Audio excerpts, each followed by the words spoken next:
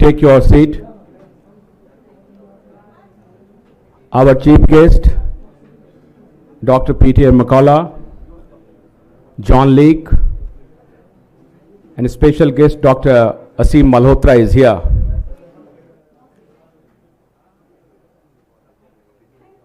प्रकाश ji, Prakash Pohre sir, जो लोग बाहर में हैं वो कृपा करके अंदर आ जाएं। अगर आपकी चाय खत्म हो गई हो तो हेलो हेलो, अगर आपकी चाय खत्म हो गई हो तो आप लोग अंदर आ जाएं, हॉल के अंदर आ जाएं। आप देखिए बाहर में कोई हो तो। हाँ, बिठाइए प्लीज प्लीज।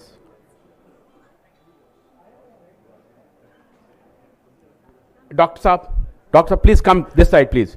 डॉक्टर पीटर,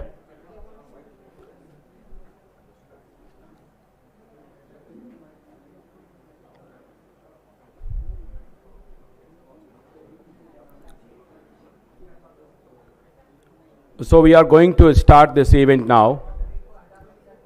कोई और भी है बाहर में? हैं? बुला लिया, सारे लोग आ गए?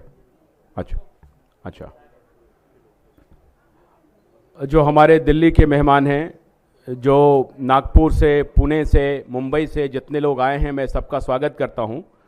और अब मैं professor Bhaskar Raman, faculty of IIT Mumbai, and Dr. Gayatri Pandit Rao, homeopathic consultant, मैं उन दोनों को मंच पे बुला रहा हूं आगे की कार्रवाई के लिए।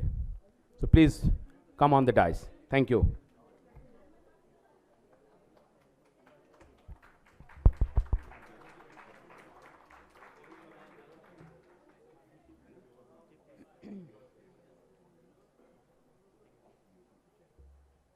Are we all settled? I'm audible? Thank you.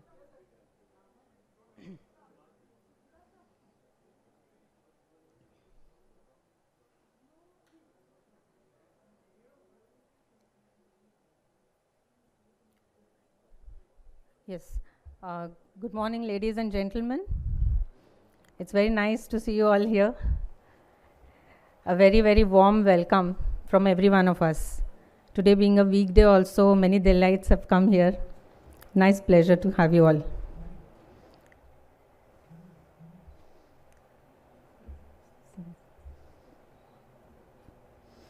We thank Mr. Prakash Pohre, Mr. Ashutosh Pathak, and entire SMPL, that is Symphony Media Private Limited, QVive OTT News Network family for arranging today's very, very important event. Myself, as Ashutosh has said, Dr. Gayatri Pandit Rao from Pune. I'm homeopathic consultant, and Professor Bhaskaran Raman from IIT Powai. We both are going to try our level best to curate today's program and anchor it for you all. We are also grateful to have this opportunity.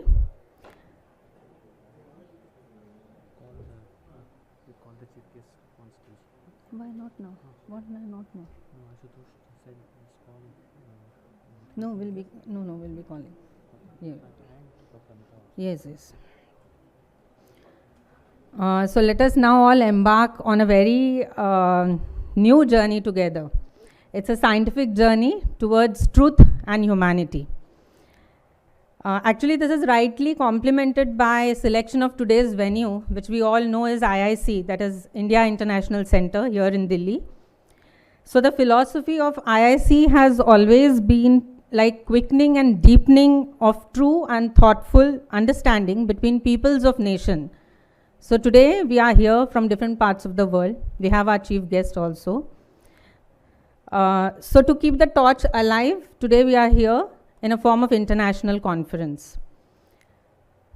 Today is a day of knowledge, isn't it? And for all Indians, as per tradition, we would like to have blessings from Goddess Saraswati, abode of knowledge. So also with that, we are going to lit the lamp, and the honors are going to be done by our chief guests. So I request Mr. Ashutosh Pathak to please bring all our chief guests. which will be followed by Saraswati Vandana.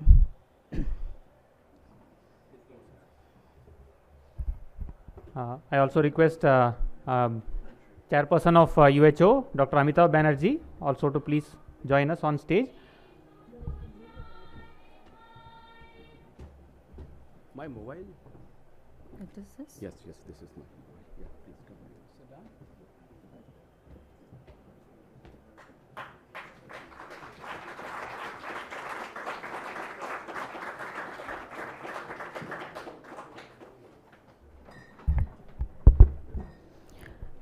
We will request all the chief guests to light the lamp. Can we make the arrangements?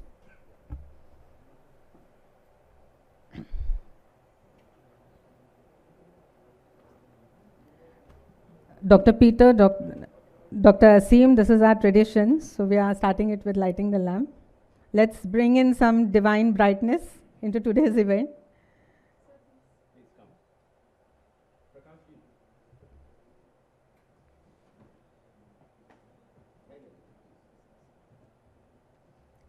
I will also request every one of you to just stand for a minute. We will play Saraswati Vandana now.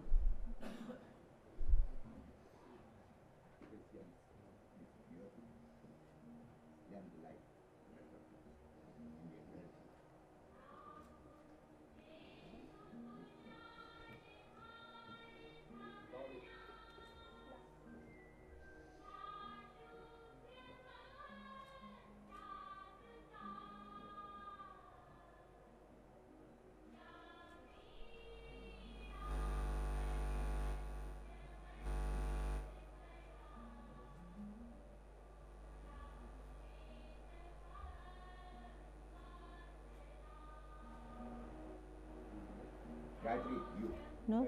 So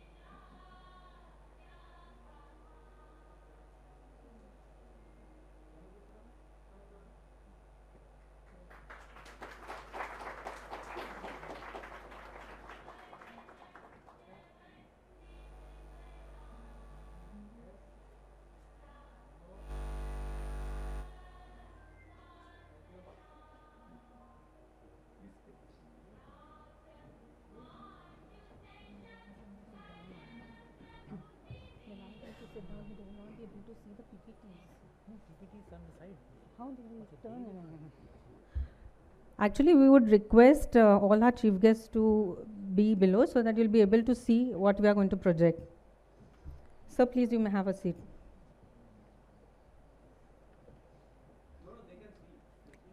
Acha, okay, fine. Dr. Asim, yeah, they have put it here also.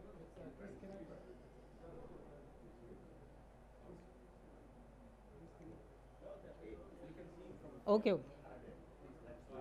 It's, I didn't know that.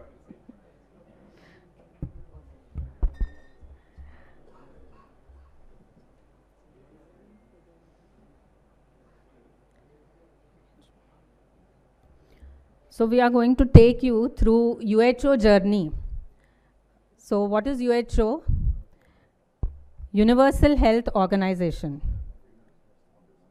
You can see the logo there on screen. Actually, it's a forum to ensure very impartial, truthful, unbiased, and relevant information about health. We also feel that all this should reach every citizen of the world so that, one makes very informed choices regarding their own health. And what is the motto of UHO? So it's placing people's health into their own hands. So that is the basic idea behind getting together this platform. The need for such an independent organization began in 2020. As we all know, we have been through very bad era for last 2 years, especially regards to COVID-19, which was declared by WHO. So now I request Professor Bhaskar to tell us something more about it, how it all started. He will take us through the Bangalore Declaration that we had. He will also go through the website so that we know, because our website is into the public domain. One can Google it out and see, uho.or.in. So let's hear from him.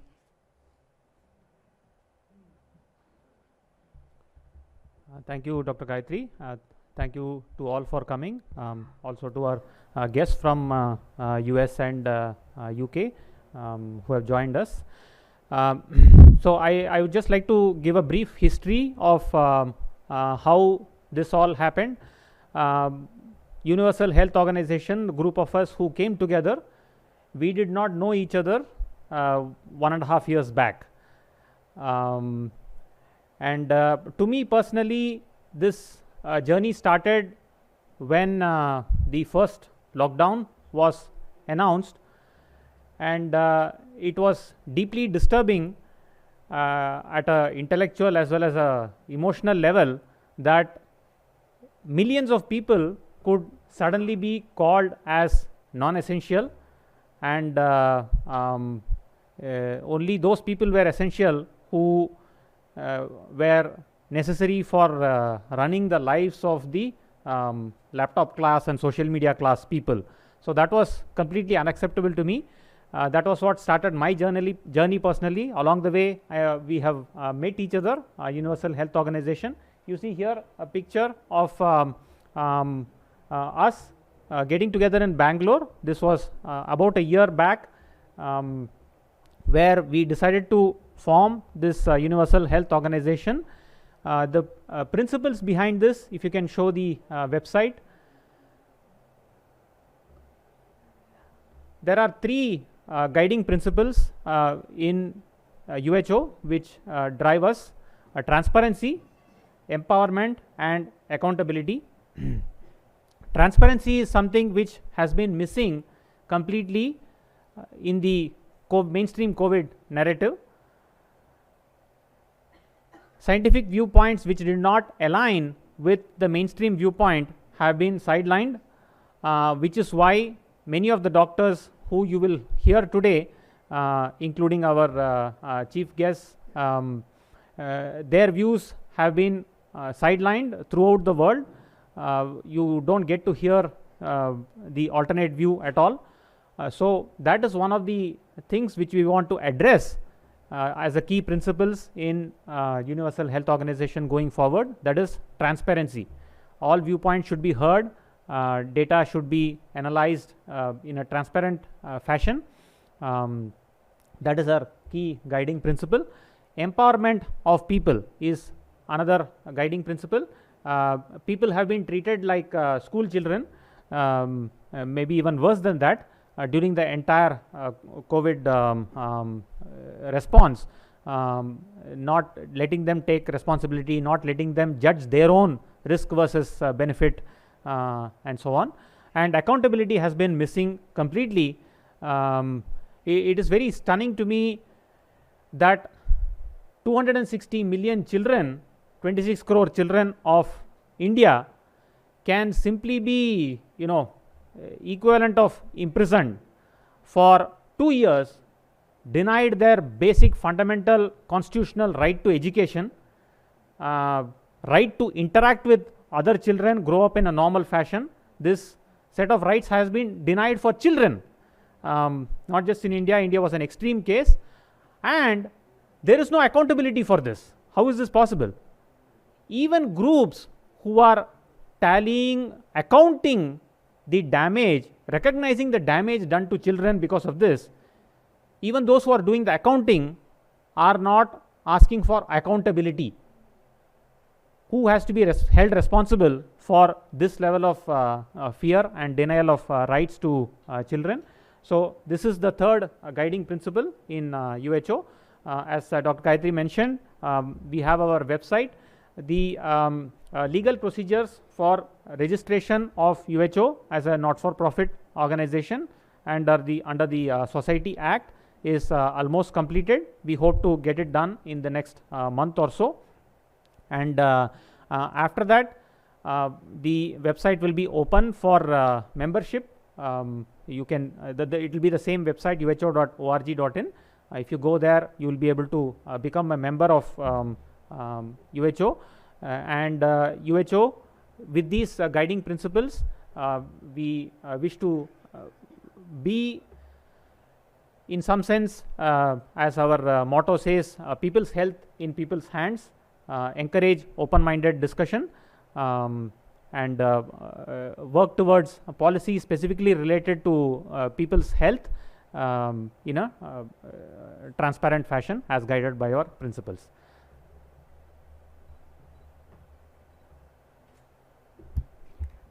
Actually, all members of UHO have been quite active in different ways. Some writing articles, some publishing books, being active on Twitter handles, or even writing articles for the website also. So Dr. Amitav Banerjee has last year published book COVID-19 Pandemic, the Third Eye, which is a must read for everyone. It talks about everything. It's like enlightenment. When we say third eye open, so it's an enlightenment, isn't it? So this book you should definitely go through once so that you'll understand many nuances that occurred in last 2 years. And Professor Bhaskaran has a book, Math Murder. It talks about all statistics and data, how it has been played all for 2 years. So this is again a must read. Though it's a maths subject, but as per him, it's very easy to understand. So please go through it. Dr. Arvind Kushwaha also has written many articles depending on adverse events that took place. He has published a paper as well. So you can, everything is available on UHO website. You can always go through. There are many articles which talks about many other points also.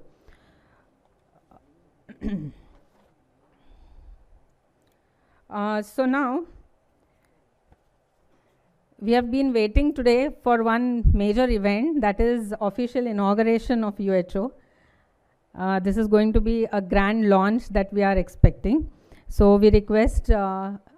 Prakash Pohre, Mr. Ashutosh Pathak to please be on stage. Mr. Ashutosh Pathak, please be on stage. And yes, I request Dr. Peter Mekalo, Dr. Asim, John Leek sir, to be on stage while we are inaugurating this. I would, yes. Dr. Cat has come from South. Yes, please call. Dr. Cat, yeah, please come on the dais. Yeah, Dr. Beena, please. Praveen Saxena, Dr. Praveen Saxena, please. All the member of UHO, Amberji, please. आप भी आइए please, दोनों. Dr. Sujan, they are the real warriors. Devendra, come on the dais, please.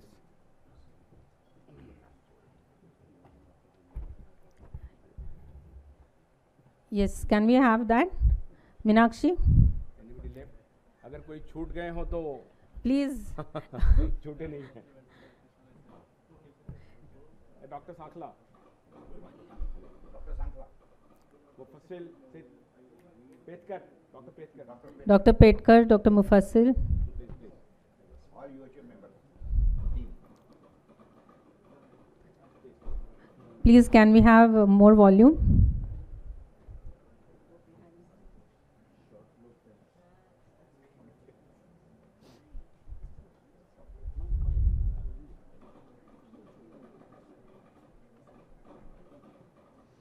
We expected a louder inauguration. Let's clap at least.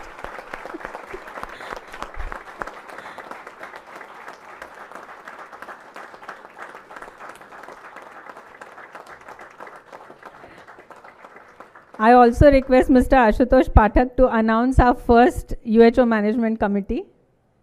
You can scroll down through the website. It's there, Management Committee.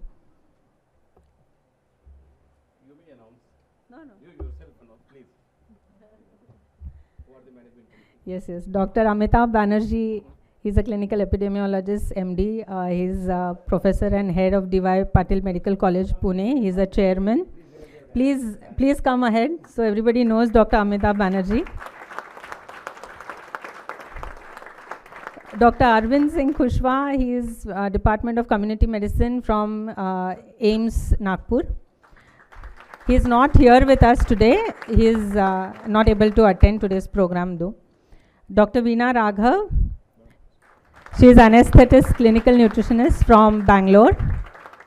Dr. Praveen Saxena, he is again into functional medicine and integrative medicine. He is from Hyderabad. We have one more, Dr. Maya Valecha, most of you must be knowing, from Gujarat. She is a gynecologist. She is not here. She is currently in Australia. I myself, Dr. Gayatri Pandit Rao, homeopathic consultant from Pune. Mr. Ashutosh Pathak, he is a senior journalist. Who doesn't know? Everybody knows him, from Q5, Delhi. Mr. Prakash Pohre, he is the director of Deshanati also, from Akola. And last but not the least, Professor Bhaskaran Raman. He is professor from IIT Powai, Computer and Science Department. So here's the management committee. Thank you.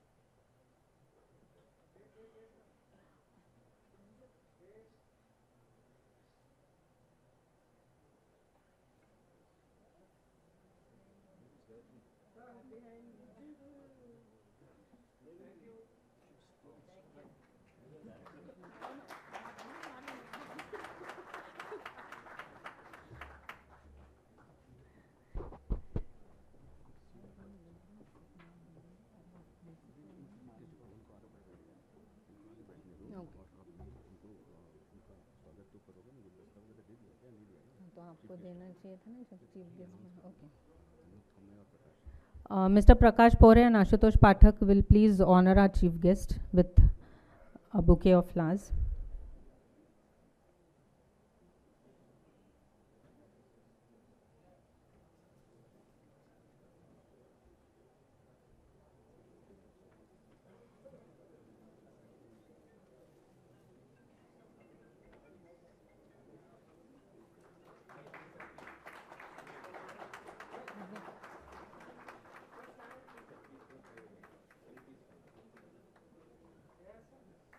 Sir, can you come little ahead?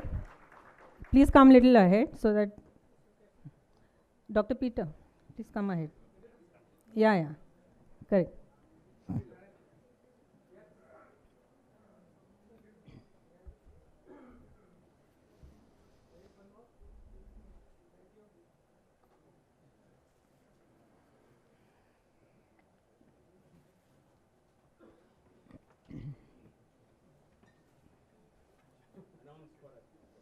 Yes, Dr. Asim Malhotra. Honor to have you all here. Mr. John Leek. He is an author.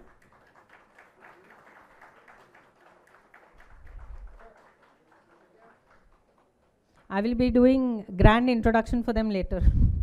It will take time. It is not a one-liner introduction, so we'll have it later. Dr. Amitabh Banerjee.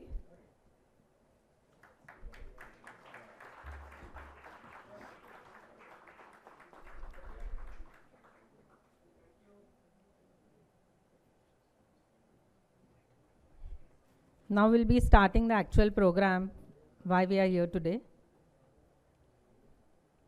Meenakshi, can we have WHO video? We are going to run a video here. Let's again have some sad moment once again revived so that Josh builds up amongst us. We need a bigger volume for this.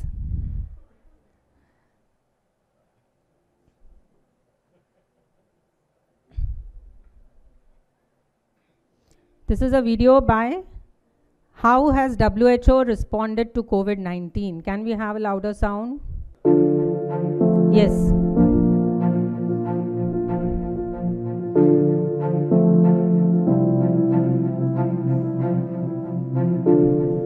A devastating epidemic can start in any country at any time and kill millions of people because we're not prepared, because we're still vulnerable.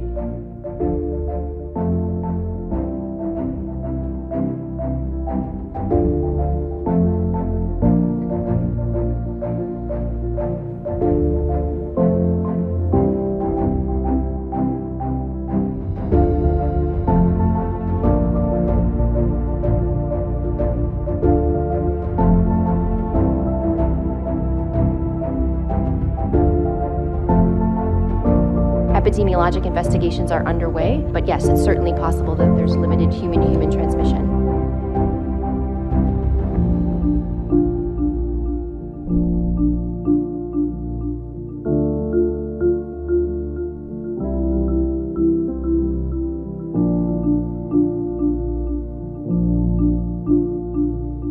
I'm declaring a public health emergency of international concern over the global outbreak of novel coronavirus. We have a window of opportunity. While the number of cases, more than 99%, are in China, in the rest of the world, we only have 176 cases. Let's use this window of opportunity to really invest in prevention, to invest in control, and prevent this virus from spreading. It's time to act.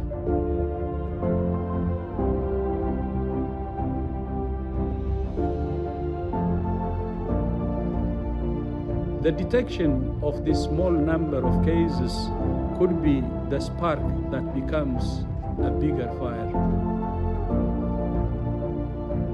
And if the world doesn't want to wake up and consider this enemy virus as public enemy number one, I don't think we will learn from our lessons.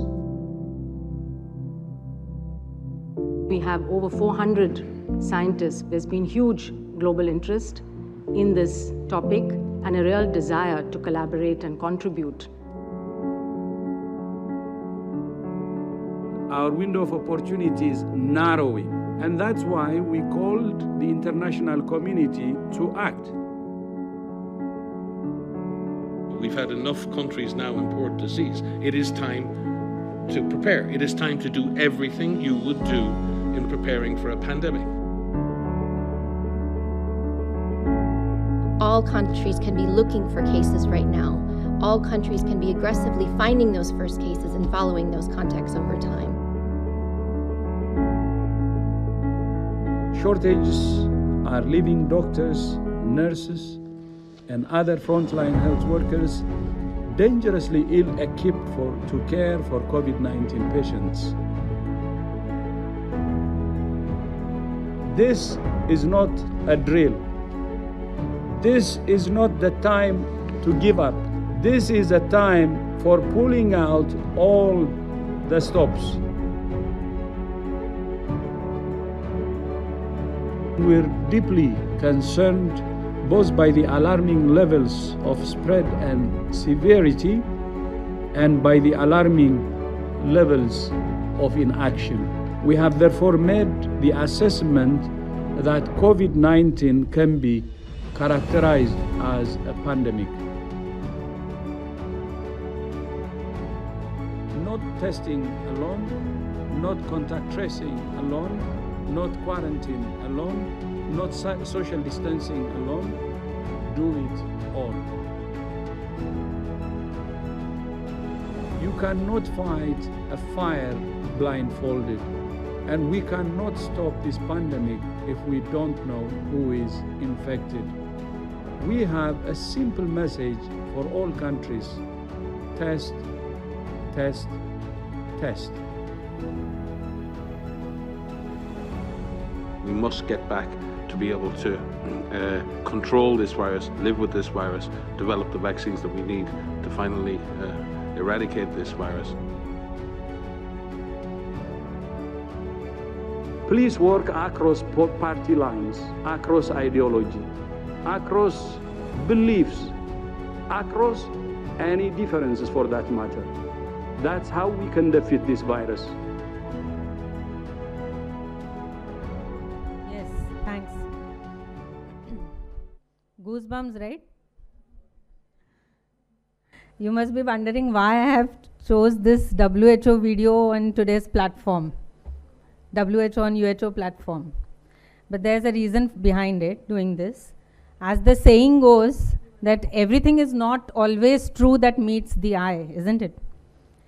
So one can agree today after 2 years that we being common citizen, even doctors, professionals, children, everyone around the world has seen all, been there, and to witness all the chaos around. It seems to be a very well-structured video, isn't it? But all the protocols and guidelines that came from WHO, may it be universal use of mask or the vaccine mandates, or as Dr. Tedros always said, test, test, test, and test. We have been testing only. Don't know what came out of it. We will soon find. And as well as along with the lockdowns, which was worst part. So all actually this came up with their own set of drawbacks and very alarming consequences, which were though not projected in front of public, but they were always there. They didn't seem to give us any desired results actually, if we see the ground level scenario. So there was a need to, connect the dots. What was going wrong? What was the missing link? And so came here few doctors, not only from India, but across the nations. Today we have few amongst them with us, who stood the test of time, who have had a different narrative regarding this COVID-19, who always tried to share their knowledge through different platforms, and actually we call them whistleblowers. So today the theme of today's whole event or the day is going to be that we all doctors, through various talks as well as panel discussions, we are going to counter WHO by asking very, very serious questions pertaining to health and all the data as well as the guidelines and protocols that took place, so that by the end of today, when each of us are going to leave outside, we take with us something. The truthful answers, maybe the hidden answers, and we may come down with a certain consensus by the end of the day. So now we are going to start with individual talks. Okay. So I request Dr. Amitabh Banerjee. First I'll introduce him to all of you. We are going to hear him first. Dr. Amitabh Banerjee is professor and head of Department Community Medicine, editor-in-chief, Medical Journal, Dr. D.Y. Patil Vidyapeeth, Pune, India. He is training researchers in health and clinical medicine, as well as encouraging young scientists. He has served in Indian Armed Forces from 1978 to 2005. He's been Chief of Army Staff Gold Medal for his paper, Impact of Information Technology on Armed Forces.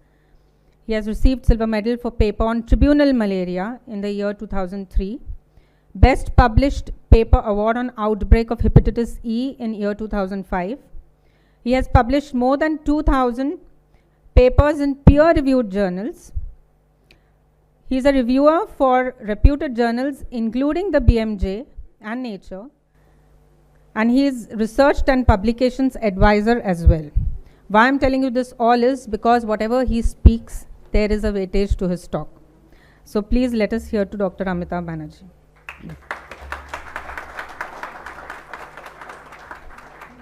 I will also add one more brief thing. As I said, 1.5 years back, I didn't know anybody in this group. Dr. Amitabh was the one who I came in touch with first. Among all the things which have gone wrong in the last 3 years, the thing which hurts me the most emotionally is the violation of child rights. And when I heard Dr. Amitabh's voice speaking up for children, that was when I knew that I had to be in touch with this person. So he's my hero. Without further ado. Very kind of Dr. Gayatri and Raman to call me hero, but we have got international heroes today. So, and actually, Mr. Asutosh, I mean, so many people got together at different parts of the country, at different places, and now across the year. So I think this is the way forward. And Mr. Asutosh is the one who got us together on his panel. And he got us so many times that I am fed up of my own voice now. So I am really fed up of my own presentation of my own voice. So anyway, a couple of days back, I had ordered this book, The Courage to Face COVID. And I started reading it continuously. I have been reading it throughout the night. Mr. Ballara is my room partner, Dr. Ballara. So I have almost finished 2/3 of it. So I thought before I come here, I'll finish the whole book. I was so excited. And why I'm saying this is, I was very happy with the style of John Leake. Actually, we doctors are very dull writers. We may write 200 papers or 500 papers and nobody reads them. And but when an actual writer writes, and he is a crime writer, not a crime fiction writer, real crime writer.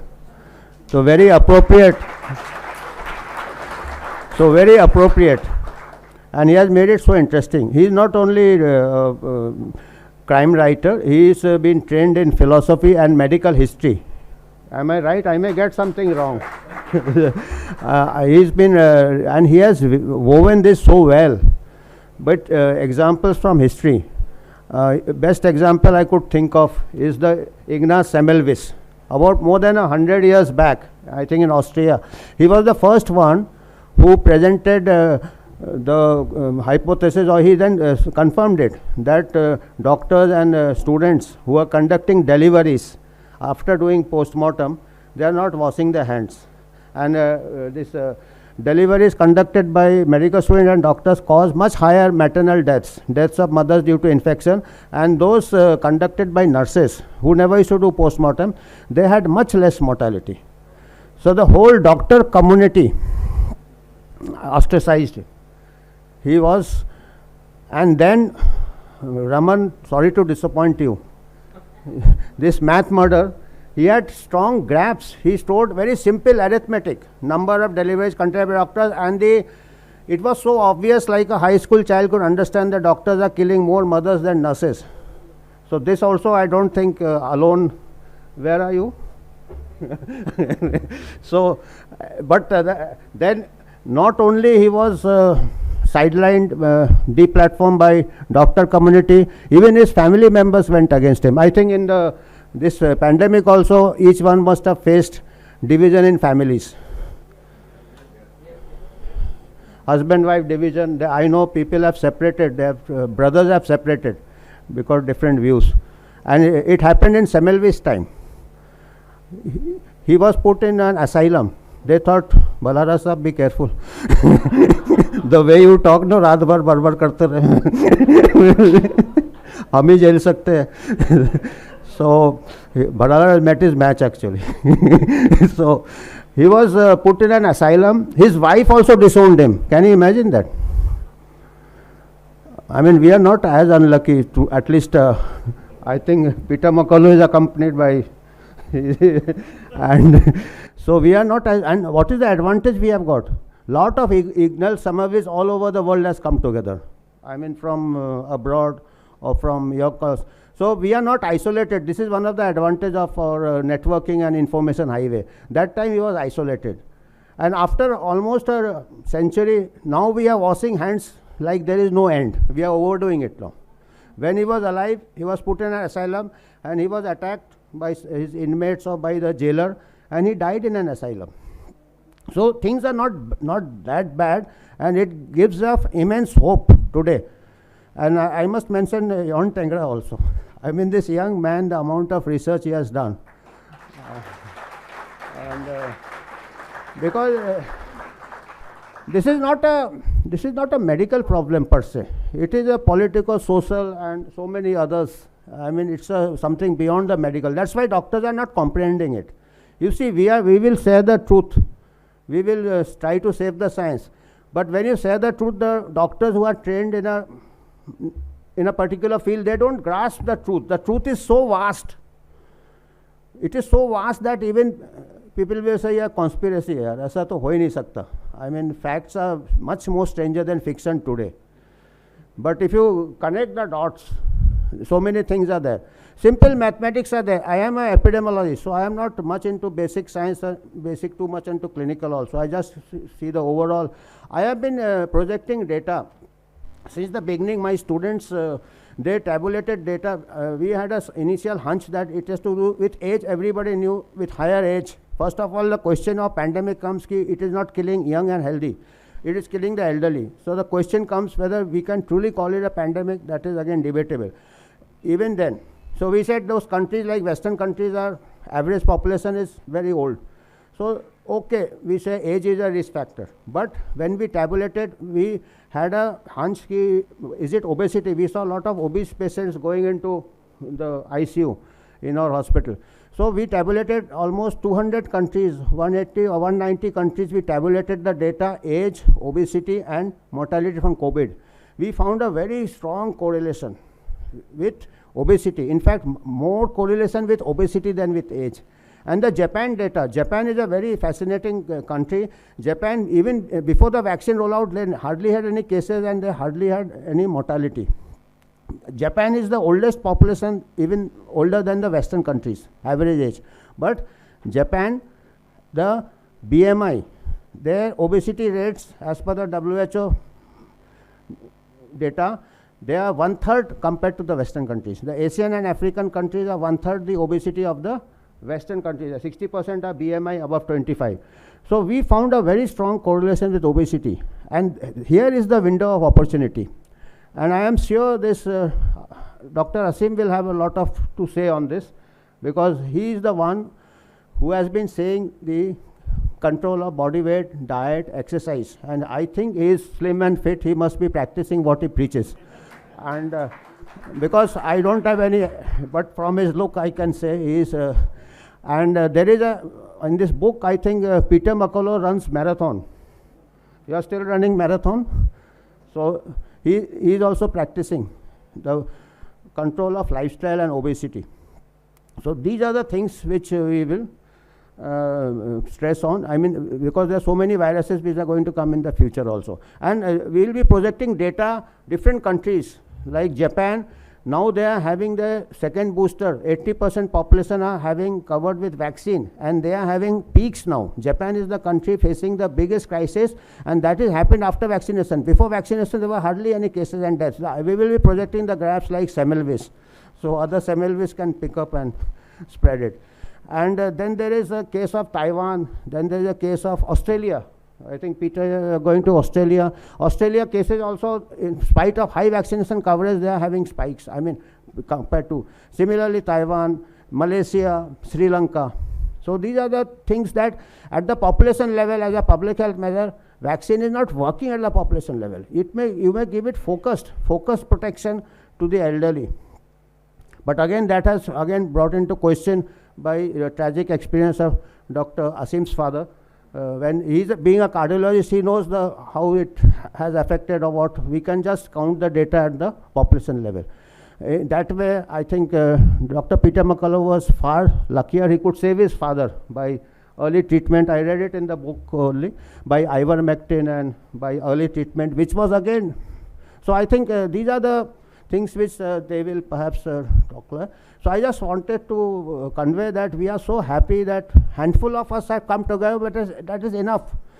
Semmelweis took 100 years if we all come together across the world, and now when we are sharing the truth and saving the science, we have got, as I said, to sum it up, we have got 3 components: transparency, empowerment, and accountability.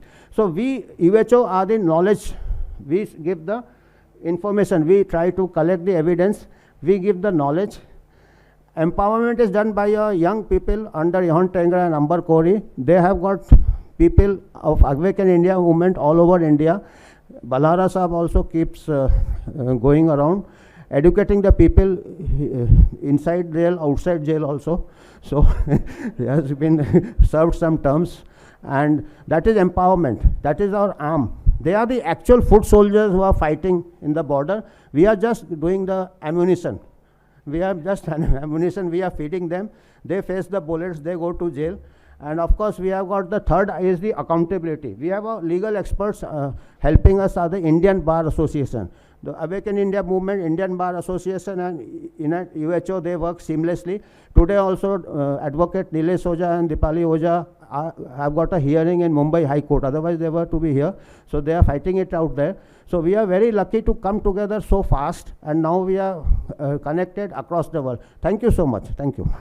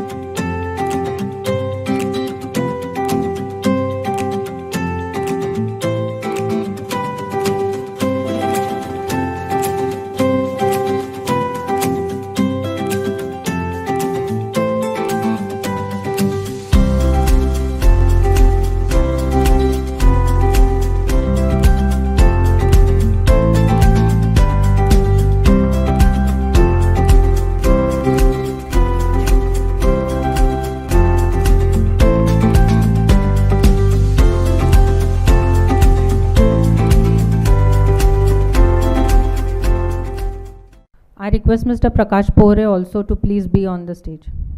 Sir, Prakash Pore sir, request to distribute these books to our guests.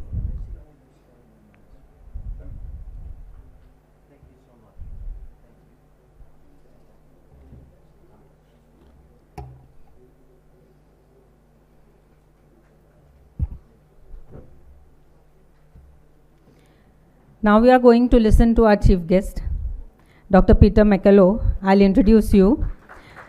Dr. Peter McCullough, he tries to bring truth to the world and has fought and is fighting battles against censorship and repressal. He is an internist, cardiologist, epidemiologist, and the chief scientific officer of the wellness company that he owns. Since the outset of the pandemic, Dr. McCullough has dozens of peer-reviewed publications on the infection and has commented extensively on the medical response to COVID-19 crisis. Dr. McCullough is one of the most published cardiologists ever in America, with over 1,000 publications and 660 citations in the National Library of Medicine, and is a recipient of the Simon Dack Award from the American College of Cardiology and International Vicenza Award in Critical Care Nephrology for his scholarship and research. He has developed his Dr. McCullough protocol. Actually, acute COVID-19 has a great range of clinical severity from asymptomatic to fatal. That is what he believes. In the absence of clinical trials and guidelines, and with hospitalizations and mortality mounting, we must deploy this, he feels, that treatment for COVID-19 based on pathophysiological principles. So as a result, Dr. McCullough developed a renowned protocol based on age and comorbidities that allows for many people to be monitored and treated at home during self-isolation period, reducing the risks of hospitalizations and death. So I request Dr. Peter McCullough to please be here and share his views. We are going to have a long discussion of about an hour, so let's hear to him. One more thing, just a request. I will be asking someone to circulate these pamphlets or whatever blank sheets. You may please write down whatever questions you feel needs to be asked from your side. When we are going to discuss, will be having panel discussions. So that time we will refer to your questions, and we will be asking the same questions to the panelists as well. So we will circulate this. Another thing is we will circulate a booklet. Please write your names, contact number, and from where you have come, so that we know how many people has attended today. It's already there, thanks. So we'll have an account of that too. Yes. It was a small academic introduction of Dr. Peter Mikola. I think that we should stand up, and he is the great warrior. And please clap for him. He is the savior of humanity. He is the savior of humanity. He stood up against all the mafia. It is not a simple event. Rather, it is going to be a movement. And India will show the path, and he will be the real torch bearer for us. Please give him a great clap once again. Now I welcome Dr. Peter Mikola. Please address the whole nation.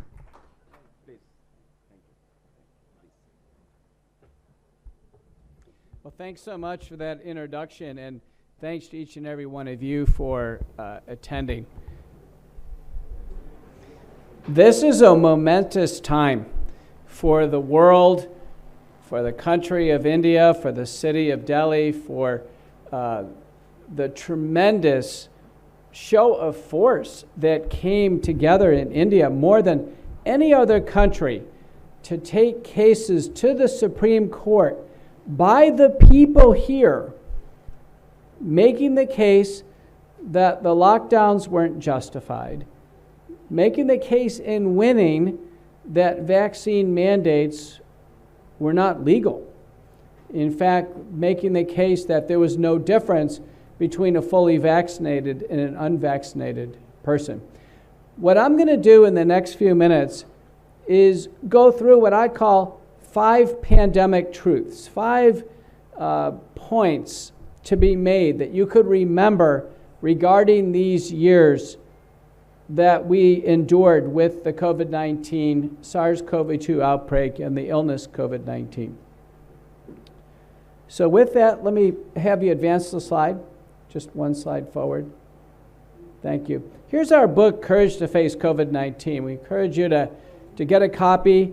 Dr. Banerjee showed you a copy. It's just over 300 pages. John Leake, who's here, is the principal author. About 300 citations. It's a true story, but written in a way that's gripping and entertaining that allows you to move through it. As Dr. Banerjee mentioned, doctors are boring writers. And so we really need a writer who can entertain and make this come alive. And that's what we've done with Courage to Face COVID-19. But it's not just courage to face the virus, it's the courage to face everything that's come with it. This kind of dark new way of thinking that deals with an authoritarian mindset, that deals with totalitarian policies that have taken the world backward. It's the courage to face all of this that we embody in this book. Next slide.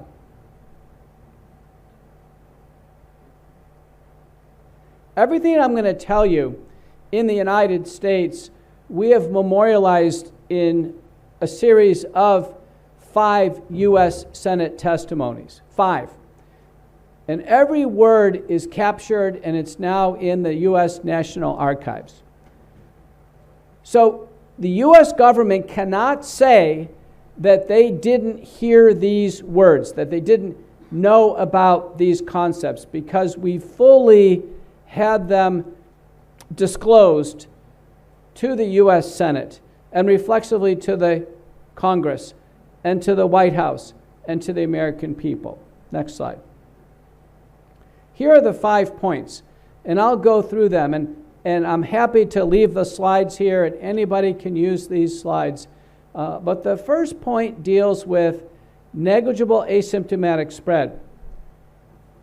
I just reviewed this topic this morning, and there are still papers written that theoretically, through modeling, that an asymptomatic person, theoretically, in modeling studies, could pass it to a susceptible person, SARS-CoV-2 infection. In fact, there's a paper that just landed that in pediatrics that was occurring.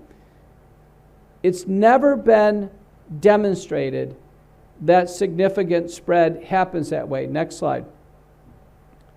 Our US CDC now admits major mistakes in these modeling studies in so many ways that they handled the pandemic.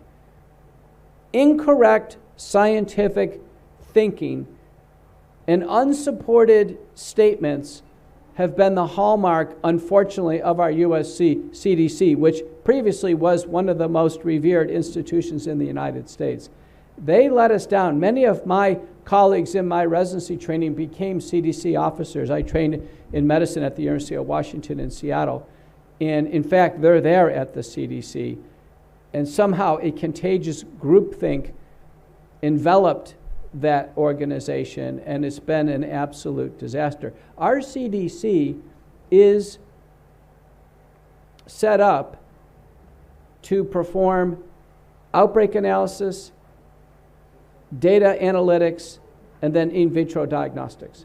Our CDC has never managed a countrywide or participated in a global pandemic ever before. Do you want me to take a break and translate to Hindi, or am I okay?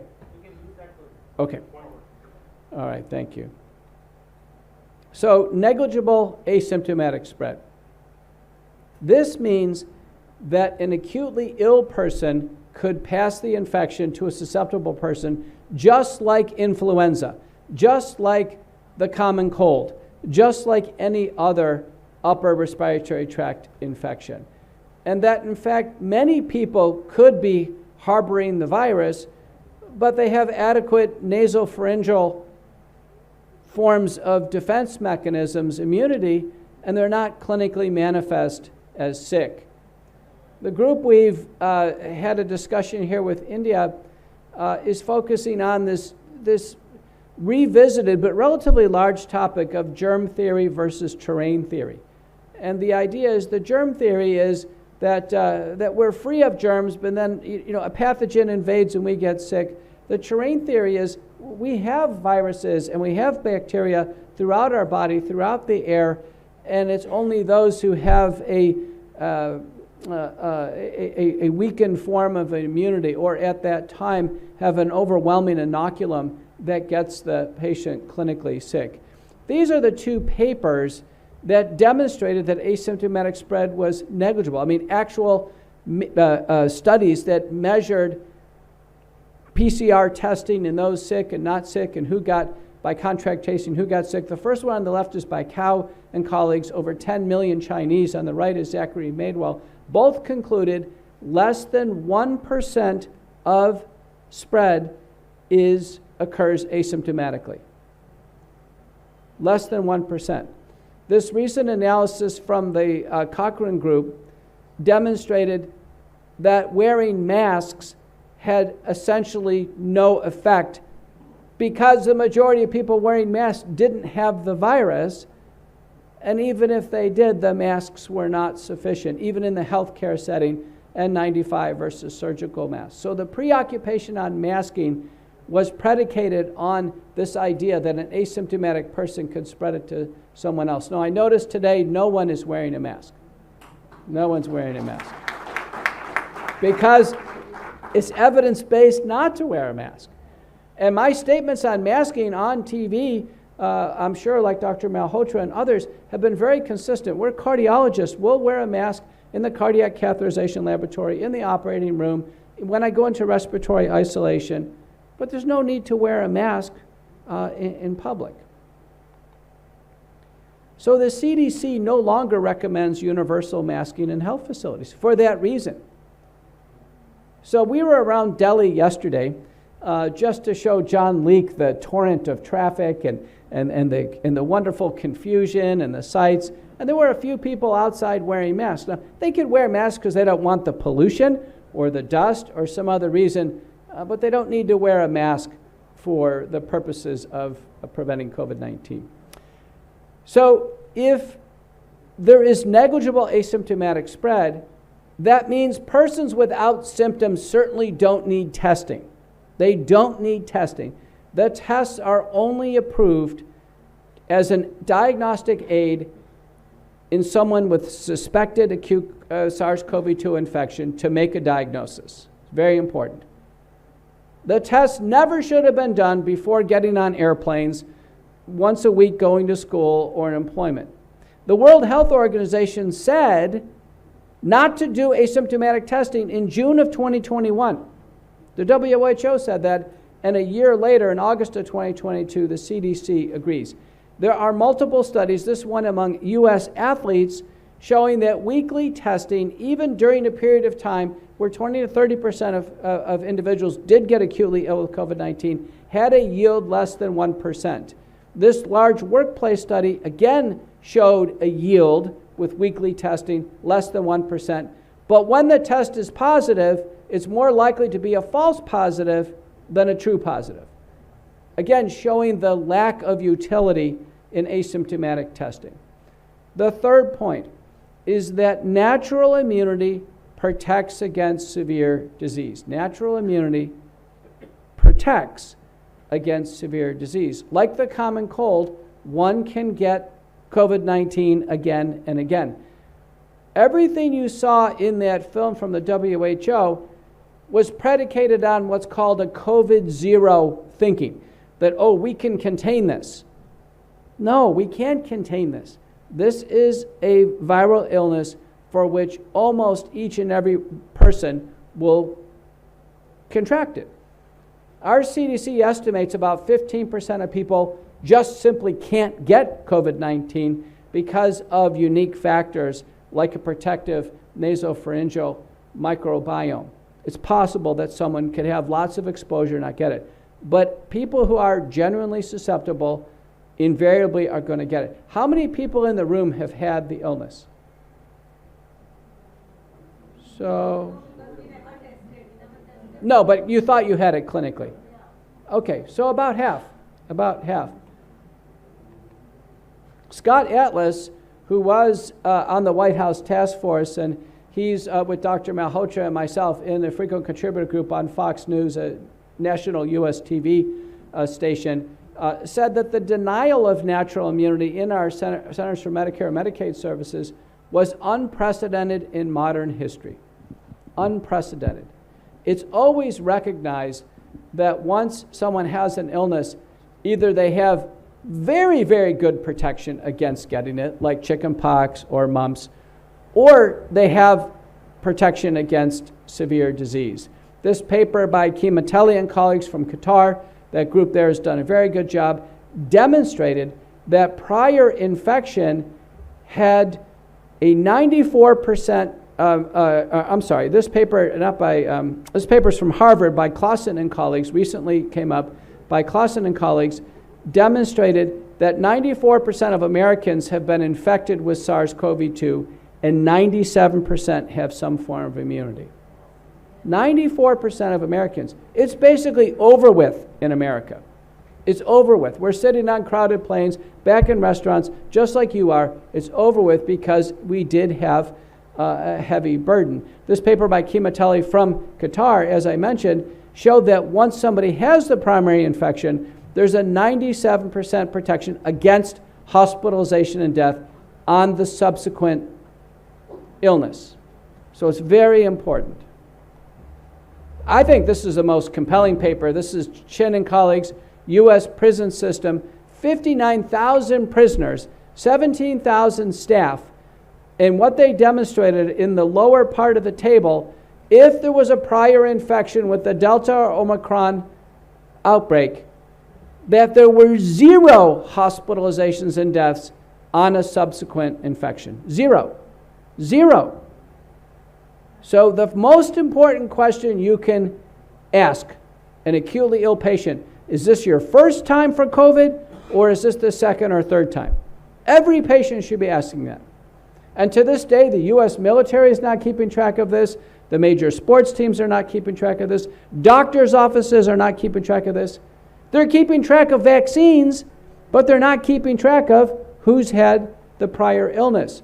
This is the most recent risk stratification paradigm that I've conceptualized, that negligible risk for hospitalization and death is having a well-documented prior case of COVID-19. That's the best.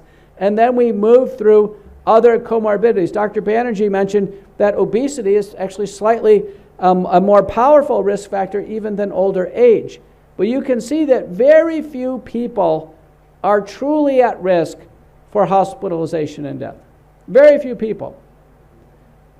In October of 2020, Dr. Jay Bhattacharya from Stanford, Martin Kulldorff from Harvard, and Sunetra Gupta from Oxford published the Great Barrington Declaration. Who signed the Great Barrington Declaration in the room? Okay. The Great Barrington Declaration said we can do risk stratification, and only the highest risk people need some special protection. The Great Barrington Declaration said we should not lock down. We should not do anything else to society outside of protect the highest risk, that we're going to get through the pandemic. Turns out the Great Barrington Declaration was the correct pathway. And it was a giant mistake that the WHO, the CDC, and all the other country authorities ignored the Great Barrington Declaration, which was signed overall by 1 million individuals. Third point, COVID-19 is a treatable illness. This is the first worldwide pandemic that was treatable. Notice that film that featured the WHO and Tedros, no mention of treatment. None. Tedros had nothing for treatment. No ammo. Nothing. A complete and total mental lapse on early treatment. A lapse. A complete failure by the WHO to focus on treatment. A small number of people needed treatment to avoid two bad outcomes, hospitalization and death. And if people got ill at home, they could get through it, provided they weren't hospitalized or died. That would have been a victory for society. WHO not mentioning treatment will go down in history as a complete and total failure of that organization. And that movie just memorializes that oblivion. These are the two papers that I helped bring to the literature, making the point that this is a treatable illness. And what we relied on was called the precautionary principle. We only need to treat a small number of people, like this is a mass casualty event, that we needed a signal of benefit from all the available evidence, acceptable safety, and we can use drugs in combination. Very important. We cannot wait for large, prospective, double-blind, randomized, placebo-controlled, multi-drug trials. We're 3 years into it. There still has not been such a large, well-designed multi-drug trial. We're 3 years into it. I do large clinical trials. I'm an allopathic medicine doctor. It takes 2 to 4 years to do a large randomized trial and another 2 years to publish it. This is not on the time frame for the traditional evidence-based medicine, wait for a large clinical trial. This is like a mass casualty event. This had to rely on doctors using their judgment and making careful observations in order to move things forward. It's very, very important. The WHO not even recognizing treatment, and other doctors who sat back and said that we have to wait. We should let people be hospitalized and die, and we should not treat until we have a large body of randomized trials. That was the most ridiculous suggestion that I received in letters to the editor, to the American Journal of Medicine, multiple of them. I've got them from Duke University, and McGill, and Monash in Australia, and from Brazil. And they all said that I didn't have enough evidence to propose treating patients. And I told them I don't need evidence, I need their help, because people are getting sick and we need to use our best judgment. What we learned is that the illness can be conceptualized with a viral proliferation phase, a cytokine or inflammation phase, and then thrombosis that ultimately leads to hypoxemia. The thrombosis is what was unique to this that doesn't occur in influenza. People have said, oh, this is just influenza. No, it isn't. I've managed sick patients and I've examined the lungs of people acutely ill. I've managed them face to face. This is a very different illness. It's not influenza. You see the characteristic signs and symptoms in the time course. Through the Delta outbreak, it was about a 30-day illness. The majority of people who died in the hospital and typically beyond 30 days. That meant we had a long time to organize treatment. Our responses are shown on top.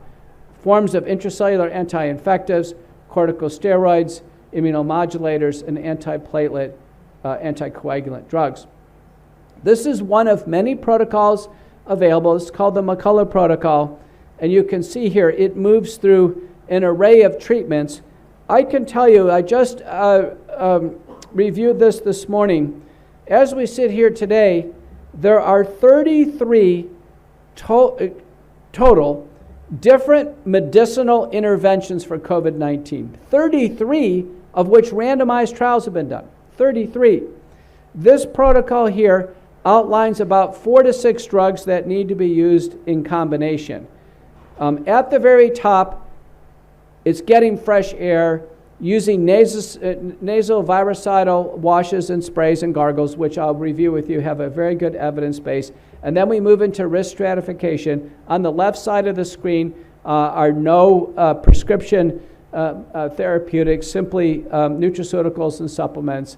And then through the middle and to the right are getting into a sequence of drugs, which would have been used in the hospital, simply can be used at home and earlier. But let me just give you the numbers. The most controversy has been on the antivirals.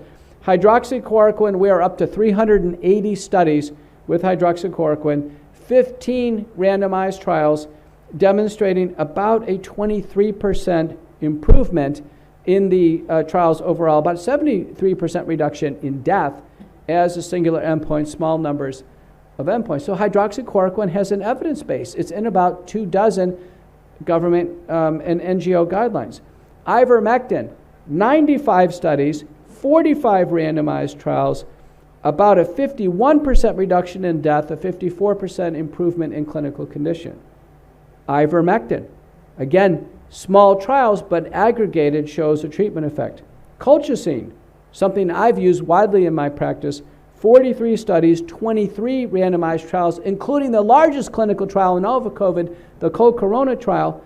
That was a prospective double-blind, multi-center, the best done trial that exists, about a 17% treatment effect. Budesonide, 10 studies, 4 randomized trials, a 38% treatment effect.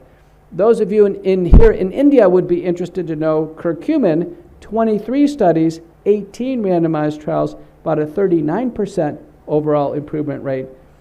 And then vitamin D, I'll just mention as an update, 104 studies, 25 randomized trials, 34% improvement rate, 37% associated reduction in death.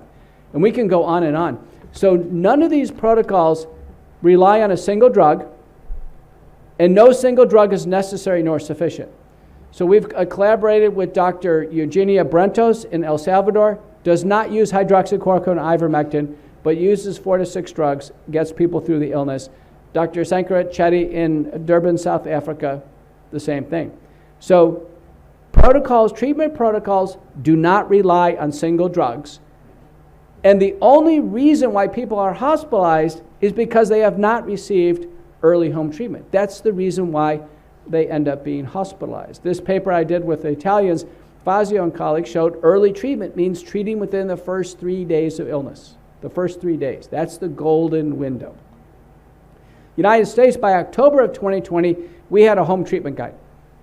If our U.S. government or worldwide followed this home treatment guide, which we published with Association of American Physicians and Surgeons, AAPS, this roadmap My estimates are 2/3 of the hospitalizations and deaths that occurred in the United States and worldwide could have been avoided.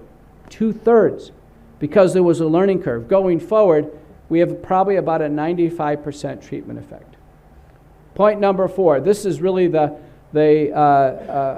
number 5, I'm sorry, the hot button, is that the vaccines are not sufficiently safe or effective. And I think people have learned that. I know this has gone all the way up to the Supreme Court of India, but I'll make a few points.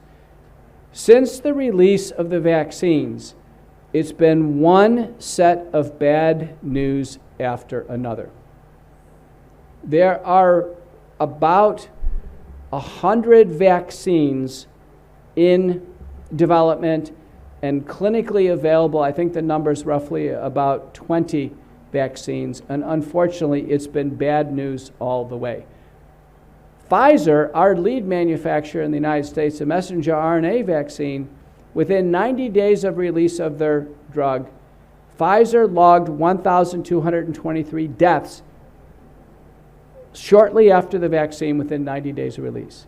People dying of the vaccine, not of COVID, but dying of the vaccine. The US FDA tried to block this information to Americans for 55 years.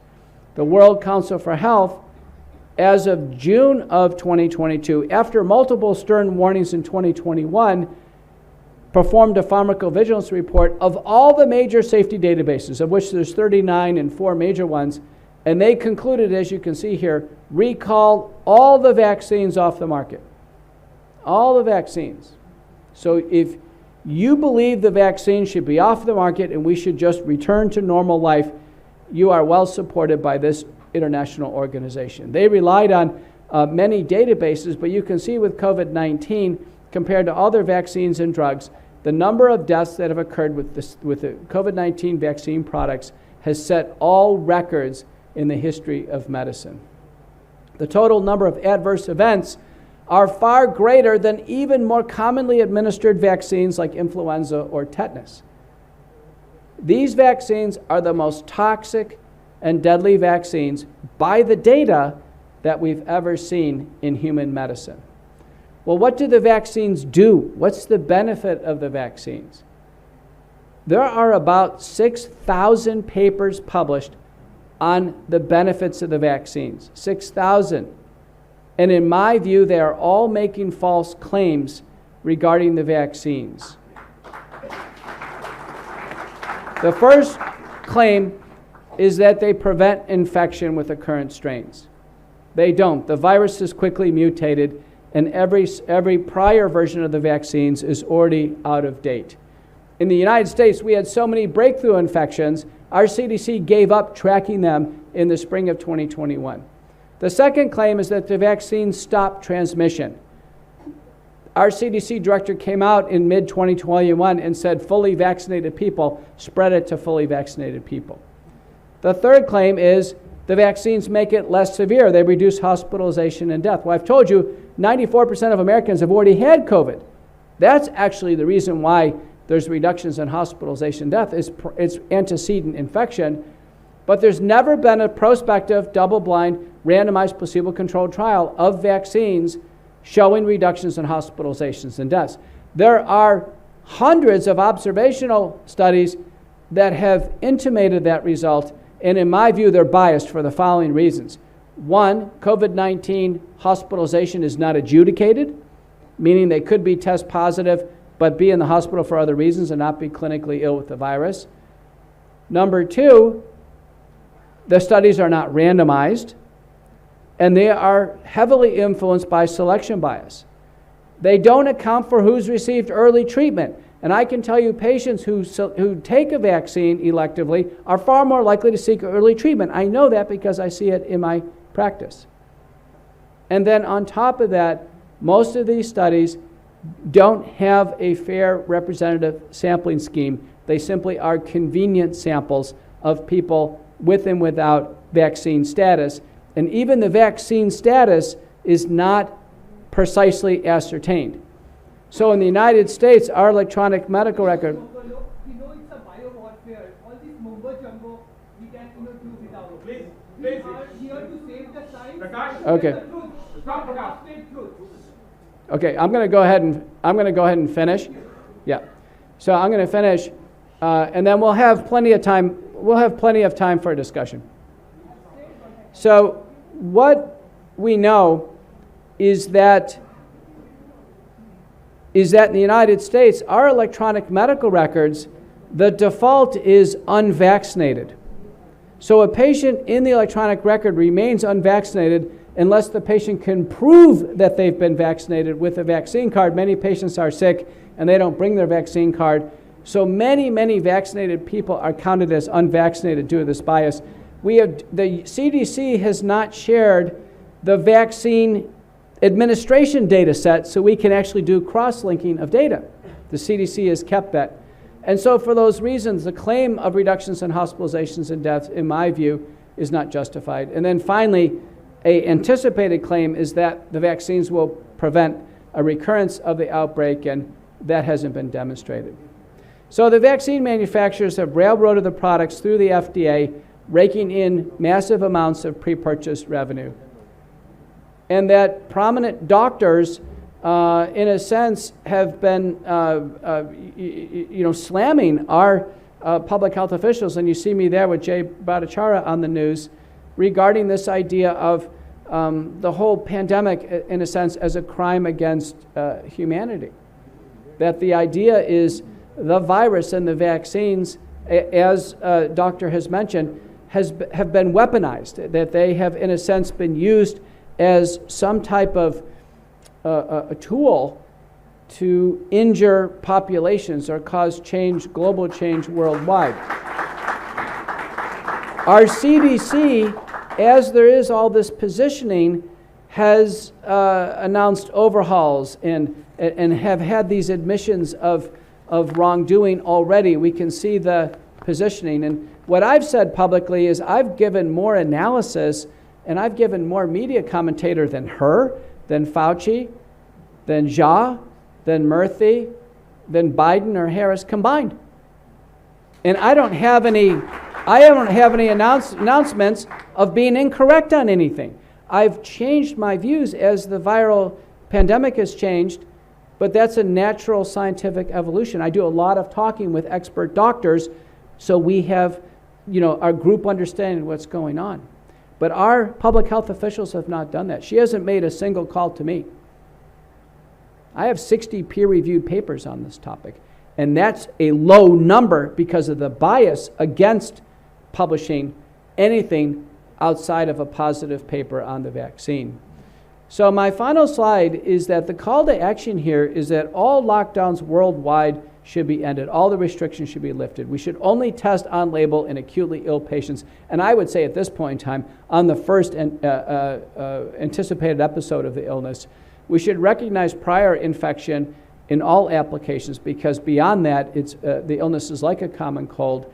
We should treat patients early if they are high risk with a multi-drug regimen. And the drugs, honestly, don't really matter. It's a matter of covering the basis of the viral replication, cytokine storm, and thrombosis. And then lastly, drop vaccine mandates. All the current products should be pulled off the market. I truly believe this is the right course. When all the vaccines are pulled off the market worldwide, there will be a global celebration. There's no doubt about it. It'll be almost like a victory day. So I'll stop there and yield the rest of my time. Thank you.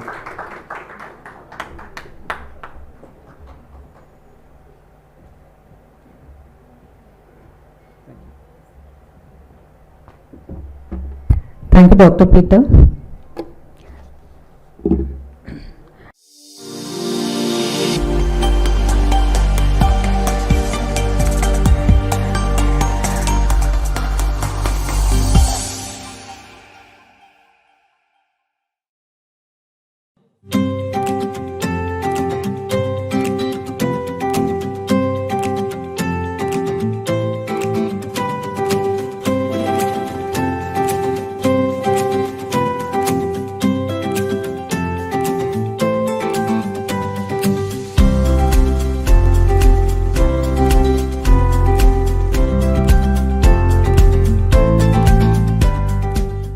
Now, actually, I'll like to call Dr. Veena Raghava for a few minutes.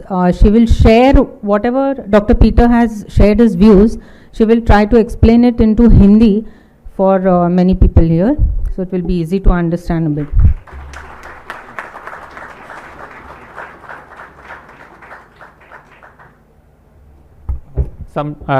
While Dr. Veena makes her explanation in Hindi, some sheets have been passed around for audience to write questions. So please pass it on to me or Dr. Gayatri. You can use any paper to write it down if you have. Okay नमस्ते सभी को। मेरे को लगता है काफ़ी लोग समझ चुके होंगे इंग्लिश में, फिर भी जो भी थोड़ी तकलीफ़ हुई होगी उनको मैं हिंदी में समझाने की प्रयास करती हूँ। एंड डॉक्टर पीटर ने कहा कि आप वो बुक पढ़ लीजिएगा जो मिस्टर जॉन लीक ने लिखा है, the courage to face COVID. उसमें आपको काफ़ी बहुत डाउट्स आपके क्लियर हो जाएंगे। एंड वो 5 सच के बारे में बात कर रहे थे, नेशनल ट्रूथ्स, माने पूरी दुनिया में लागू हुए जैसे सच हैं। एक है कि बहुत ही कम प्रभाव में ये दूसरों को फैलता है, अगर फैलेगा तो भी थोड़ी बहुत खांसी सर्दी होगी एंड उससे निकल जाएगा। एंड ज़रूरत के बगैर किसी को पकड़ के टेस्ट करने में बिल्कुल पागलपन है। आप एयरपोर्ट में घुसो तो टेस्ट, और जॉब पे जाना हो तो टेस्ट, ये सब करने की बिल्कुल ज़रूरत नहीं है। एंड अगर आपको हो चुका हो ना तो आपकी नेचुरल इम्यूनिटी जो है वो बहुत ही बढ़िया है। एंड जिनको इन्फेक्शन हुआ है उनको किसी तरह की वैक्सीन लेने की बिल्कुल ज़रूरत नहीं है। एंड कोविड-19 से इतना डर के मरने की ज़रूरत नहीं है, बिकॉज़ ये ट्रीट किए जैसी बीमारी है। हर डॉक्टर का अपना आर्ट होता है ट्रीट करने के लिए। एंड 40-50 दवाएं मिली हैं, या तो न्यूट्रिशनल सप्लीमेंट्स हैं, किसी भी चीज़ का बरत करके वो पेशेंट्स को ट्रीट कर ले सकते हैं। सो डर के इसके लिए घबराने की कोई ज़रूरत नहीं है। एंड वैक्सीन्स तो बिल्कुल ही ना तो सेफ़ है ना इफ़ेक्टिव है। These are the 5 truths that he wanted to tell you. And और एक बात है कि आज के दिन में ना 94 यानी 94% अमेरिकन्स को ये बीमारी हो चुकी है। एंड उसमें से 97 माने 97 व्हाट यू कॉल इट, या 97 पीपल को इम्यूनिटी इस बीमारी से हो चुकी है। एंड तो एक्चुअली अगर वो ये भी बता रहे थे कि हमने जो WHO का मूवी देखा उसमें ना अपने इतिहास में ये पॉइंट नीचे जाएगा कि WHO ने सब कुछ बोला बट उन्होंने ट्रीटमेंट का सुझाव नहीं दिया आपको, so that is very very important. So actually okay, और थोड़ी पॉइंट्स है मेरी 4-5, I just finish that. And इसको ना आप इन्फ्लुएंजा के जैसा मान नहीं सकते, बिकॉज़ ये इन्फ्लुएंजा से बिल्कुल अलग है। बिकॉज़ इसमें क्या होता है, पहले वायरस अपने आंग में घुस के प्रोलिफरेट करता है, माने फैलता है, साइटोकिन इंजरी क्रिएट करता है जहाँ पे लंग्स में और अपनी आर्टरीज में इधर उधर पैचेस जैसे ब्लॉक्स होते हैं। एंड फाइनली थ्रोम्बोसिस करता है। थ्रोम्बोसिस माने खून का जमना आर्टरीज के अपने खून की नालियों के अंदर। ये इन्फ्लुएंजा में कभी नहीं होता है। एंड इन्होंने ना एक मैकालो प्रोटोकॉल बोल के बहुत सारी न्यूट्रिशनल सप्लीमेंट्स और सिंपल दवाएं से ना एक प्रोटोकॉल बनाया। एंड ये यही कह रहे हैं कि जो भी WHO के लोग थे जो टॉप लेवल पे थे, इन्होंने 60 पेपर लिखे हैं, बहुत सारे ट्रीटमेंट प्रोटोकॉल्स किए हैं, पर आज तक किसी ने इनको एक फ़ोन कॉल भी नहीं किया है। And nobody has tried to connect, उनके साथ कनेक्ट करके ट्रीटमेंट के लिए समझने का उन्होंने बिल्कुल प्रयास नहीं किया है। माने सब अपने अपने हिसाब से जो उनको मुनासिब लगे वो करते जा रहे हैं। It is not a coordinated effort. So ये 6,000 पेपर्स हैं। एंड ये पूरे 6,000 पेपर्स हैं, वो बेनिफिट्स के बारे में लिख रहे हैं, पर वो पूरे के पूरे फॉल्स क्लेम्स हैं, एकदम फॉल्स क्लेम्स। ये क्लेम करते हैं कि ये प्रिवेंशन इन्फेक्शन को प्रिवेंट करेगा, वो झूठ है। ये ट्रांसमिशन नहीं करेगा, वो भी झूठ है। हॉस्पिटलाइजेशन और मौत का कारण नहीं बनेगा, वो भी झूठ है। एंड लोगों में आउटब्रेक माने एकदम से बहुत सारे लोगों को इन्फेक्शन फैला सकेगा, वो भी झूठ है। फैलाने को प्रोटेक्ट करेगा, वो भी झूठ है। तो everything that he said about the vaccines are only false. So finally 4 points उन्होंने अच्छे से बोला है। पूरे लॉकडाउन्स प्रिवेंट कीजिएगा, पूरे रेस्ट्रिक्शंस निकाल दीजिएगा, जो बहुत बीमार पेशेंट्स हैं उनको ही सिर्फ टेस्ट कीजिएगा। एंड प्रायर इन्फेक्शन अगर उनको पहले बार हो चुका है तो ये समझिएगा कि उनकी इम्यूनिटी लो हुई है, इसलिए उनको दोबारा तीसरे बार हो रहा है। तो ये मत समझो कि बिकॉज वैक्सीन से उनको प्रोटेक्शन मिला है, ऐसा बहुत ही गलत बात है। एंड अगर किसी को कोविड हो भी चुका है तो उनको जल्दी ट्रीट कर दीजिएगा ताकि वो हॉस्पिटल तक ना पहुँचे, और पूरी की पूरी वैक्सीन मैंडेट को आज के दिन से रोक दीजिएगा एंड पूरे दुनिया में एक इतिहास और एक सेलिब्रेशन कीजिएगा। Thank you so much. Thank you.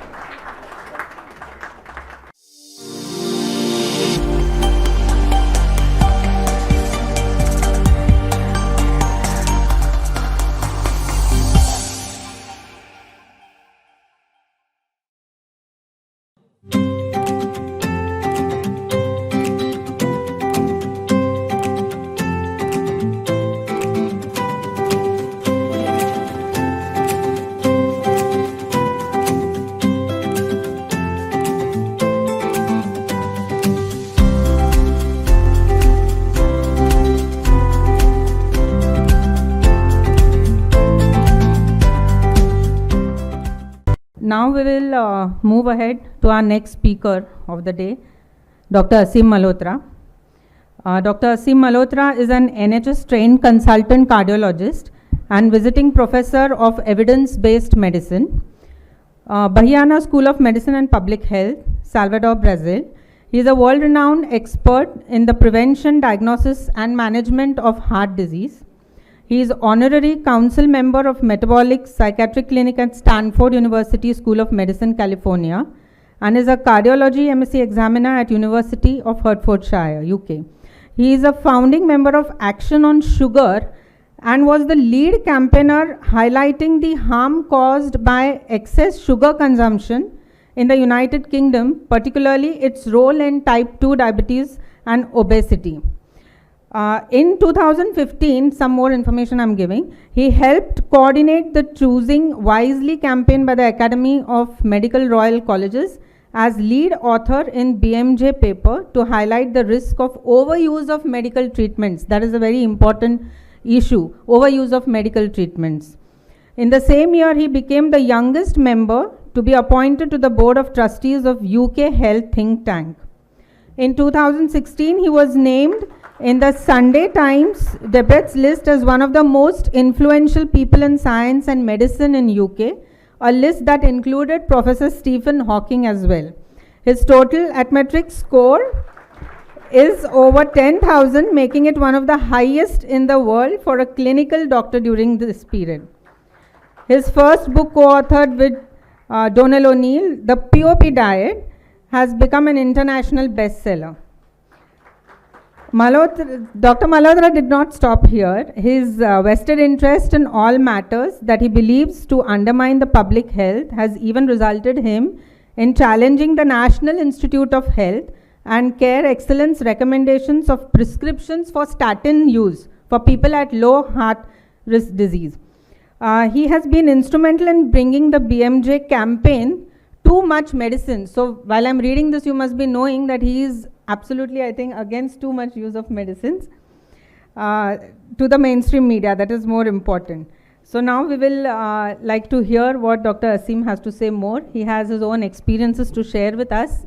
Initially, I suppose he was pro-vaccines, but due to his personal experiences, he has, now he is with us. So let's hear him out. इसके पहले कि हम नीचे से ये उठाएं, बहुत लंबे हैं. And we used to say about him that UK cardiologist.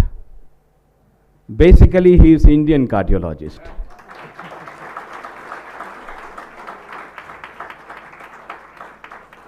दुनिया के हीरो में से एक हैं डॉक्टर असीम मल्होत्रा।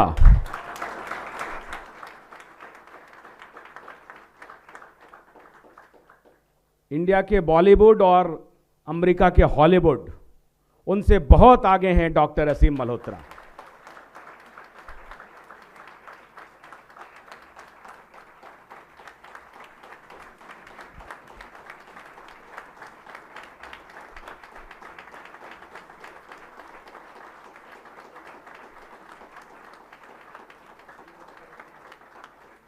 असीम सच में असीम है, पूरा आसमान के जैसा असीम है ये। और आज जब ये बोलेंगे तो पूरी दुनिया सुनेगी इनको, जैसा डॉक्टर पीटर मिकॉला ने आपको सुनाया, उसके बाद जॉन लीक को भी आप सुनेंगे। असली थ्रिलर देखेंगे आप, सुनेंगे। लेकिन एक बार फिर से तालियों की गड़गड़ाहट से स्वागत कीजिए असीम मल्होत्रा का। और हम तो किन शब्दों, मेरे पास we do not have any words for you doctor Aseem. We all Indian welcome you as Indian. You are our hero. Thank you very much, doctor. Please come.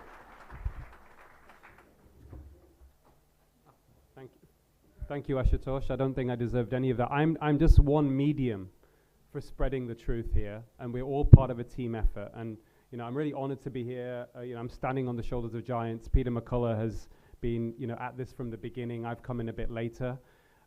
But really, ultimately, if we're going to win this battle, it's going to take a team effort. So we're all working together to be mediums to spread the truth, and that's what we're here for. So I'm going to talk over the next 45 minutes to an hour or so bear with me, on my journey of COVID-19 and the vaccines.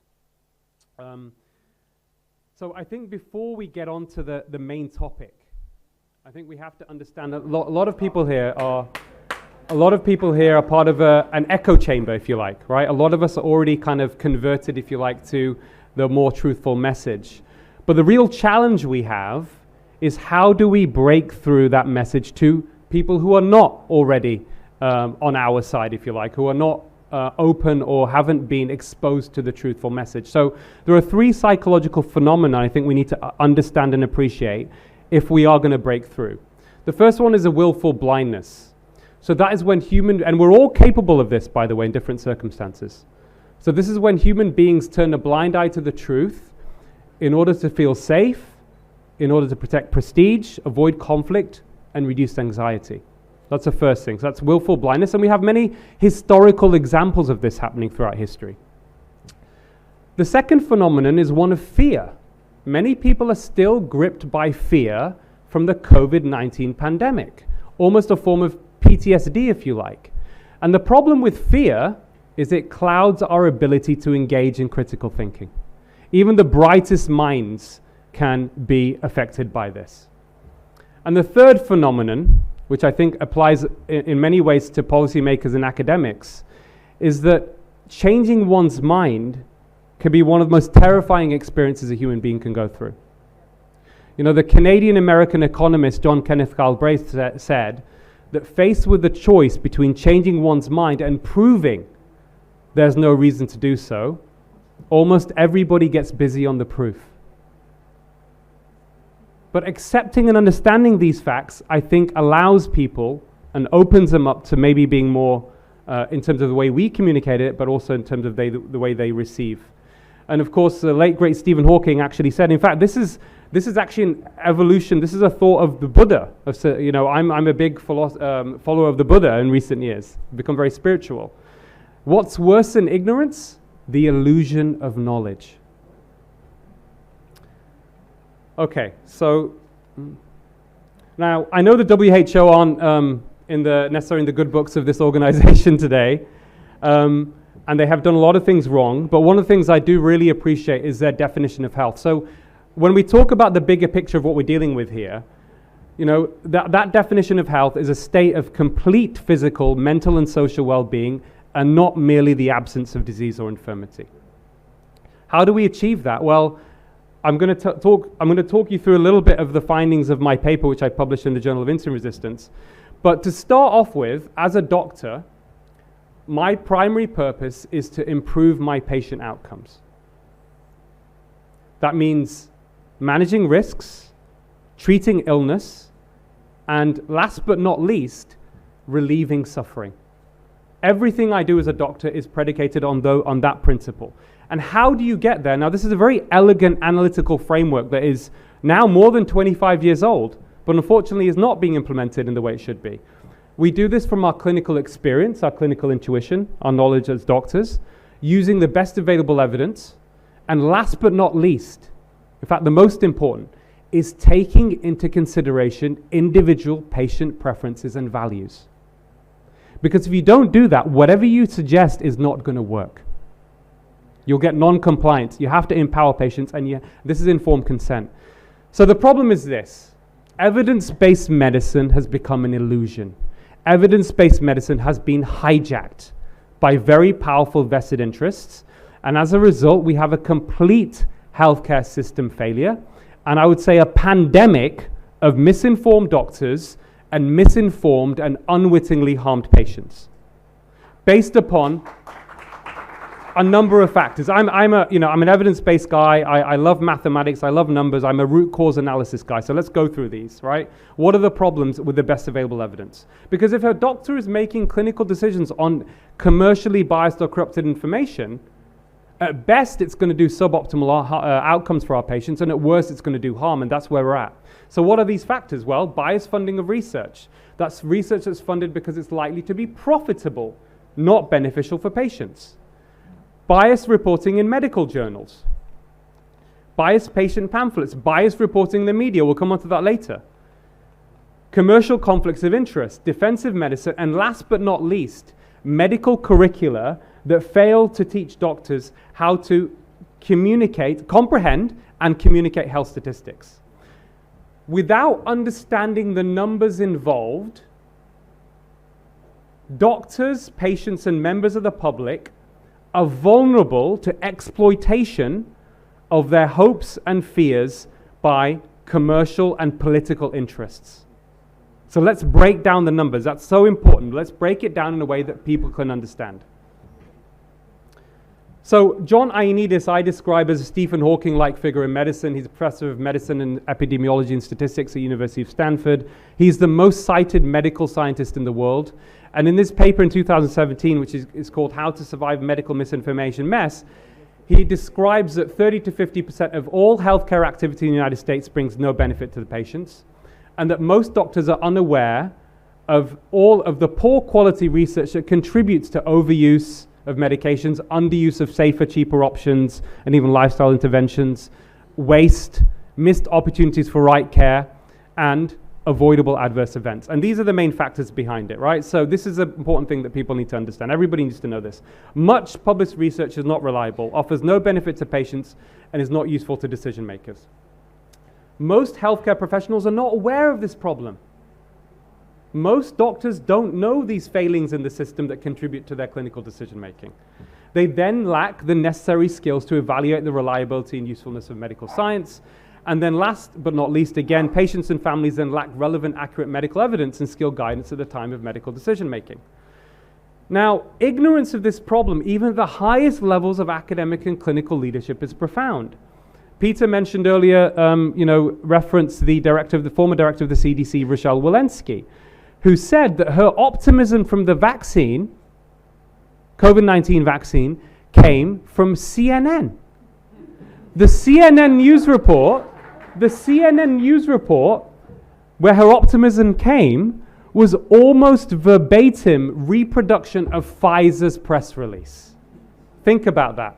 My own experience, I gave a talk last year at the British Medical Association conference at one of their meetings. One of the attendees was the chair of the British Medical Association, Dr. Chan Nagpal. He was shocked and couldn't believe when I told him that our regulator in the UK, our medical regulator, gets most of its funding from pharma. He didn't know that.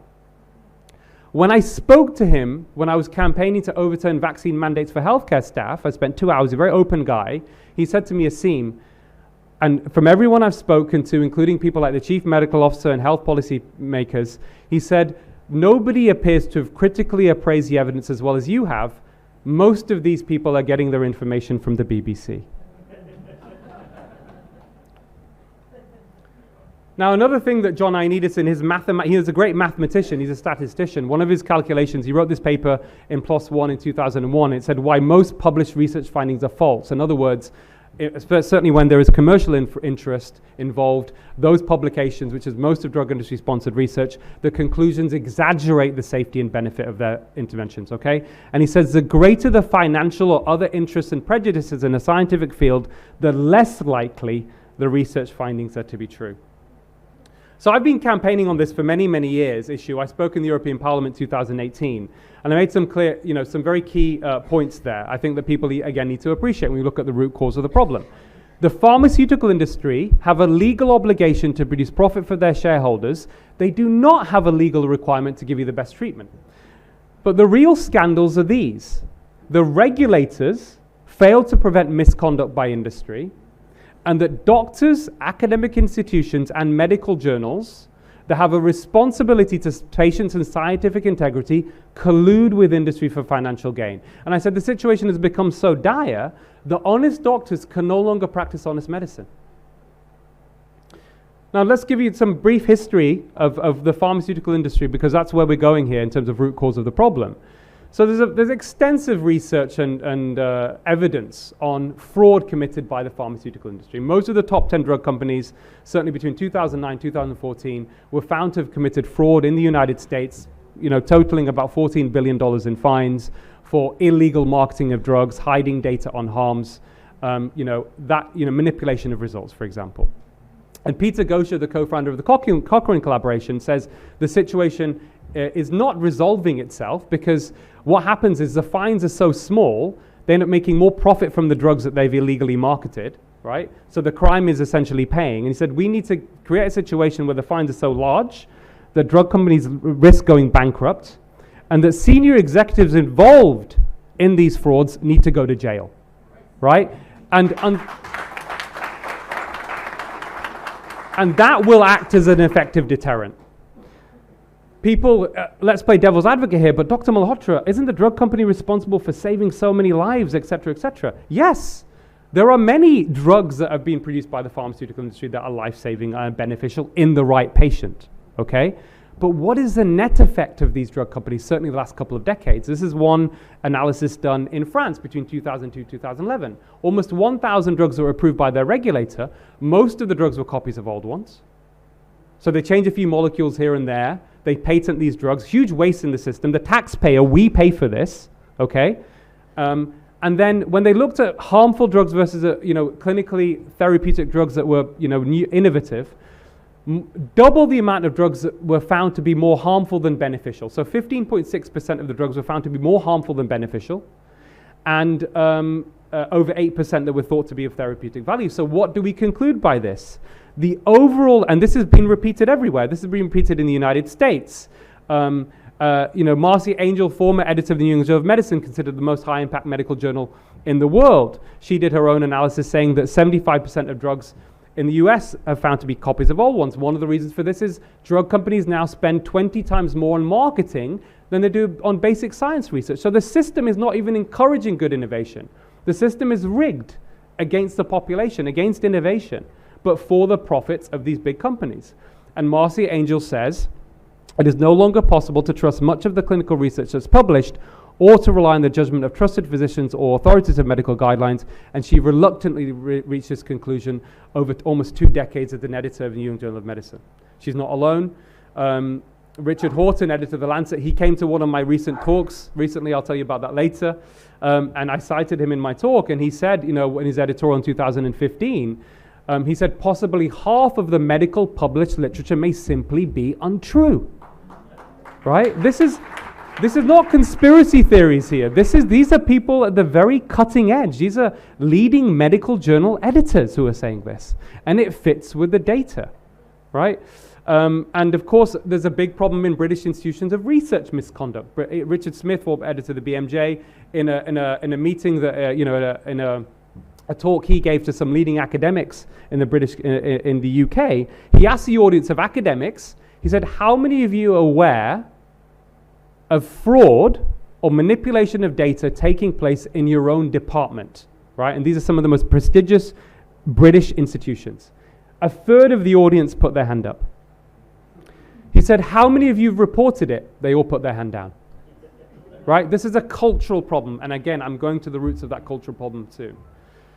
One example, which I still find quite shocking, of research misconduct. Now, you want to understand, this isn't all about money. For academics, there is a pressure to publish, there is a power and prestige that comes with publications. And one of the most egregious examples was a Dutch researcher was fired in Holland from his job for committing fraud. He basically published lots of papers on the use of beta blocker drugs in non-cardiac surgery that influenced European Society Cardiology guidelines. And it's estimated that his fraud was responsible for 800,000 excess deaths across Europe. That's one person in one situation where this was determined.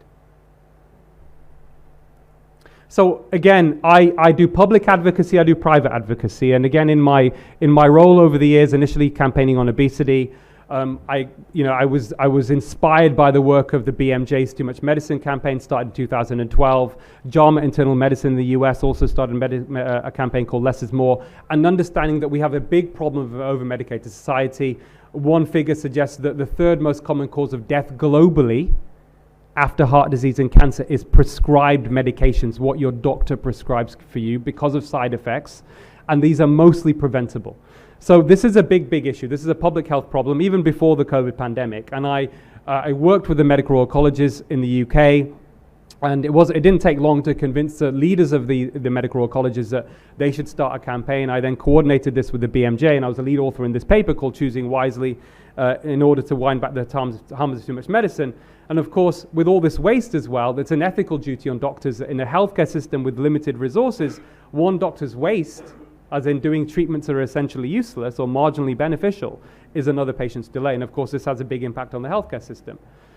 Okay, this is one of the most crucial slides of my talk, just to give you some perspective of this issue about misleading health statistics. I'm a numbers person, so just bear with me on this. Again, it's not rocket science. One of the previous speakers talked about, I think Amitav was talking about the fact that maths, basic science maths actually is the way forward through this. This is stuff that, people in high school, teenagers, will be able to understand, right? So misleading health statistics, let's talk about that.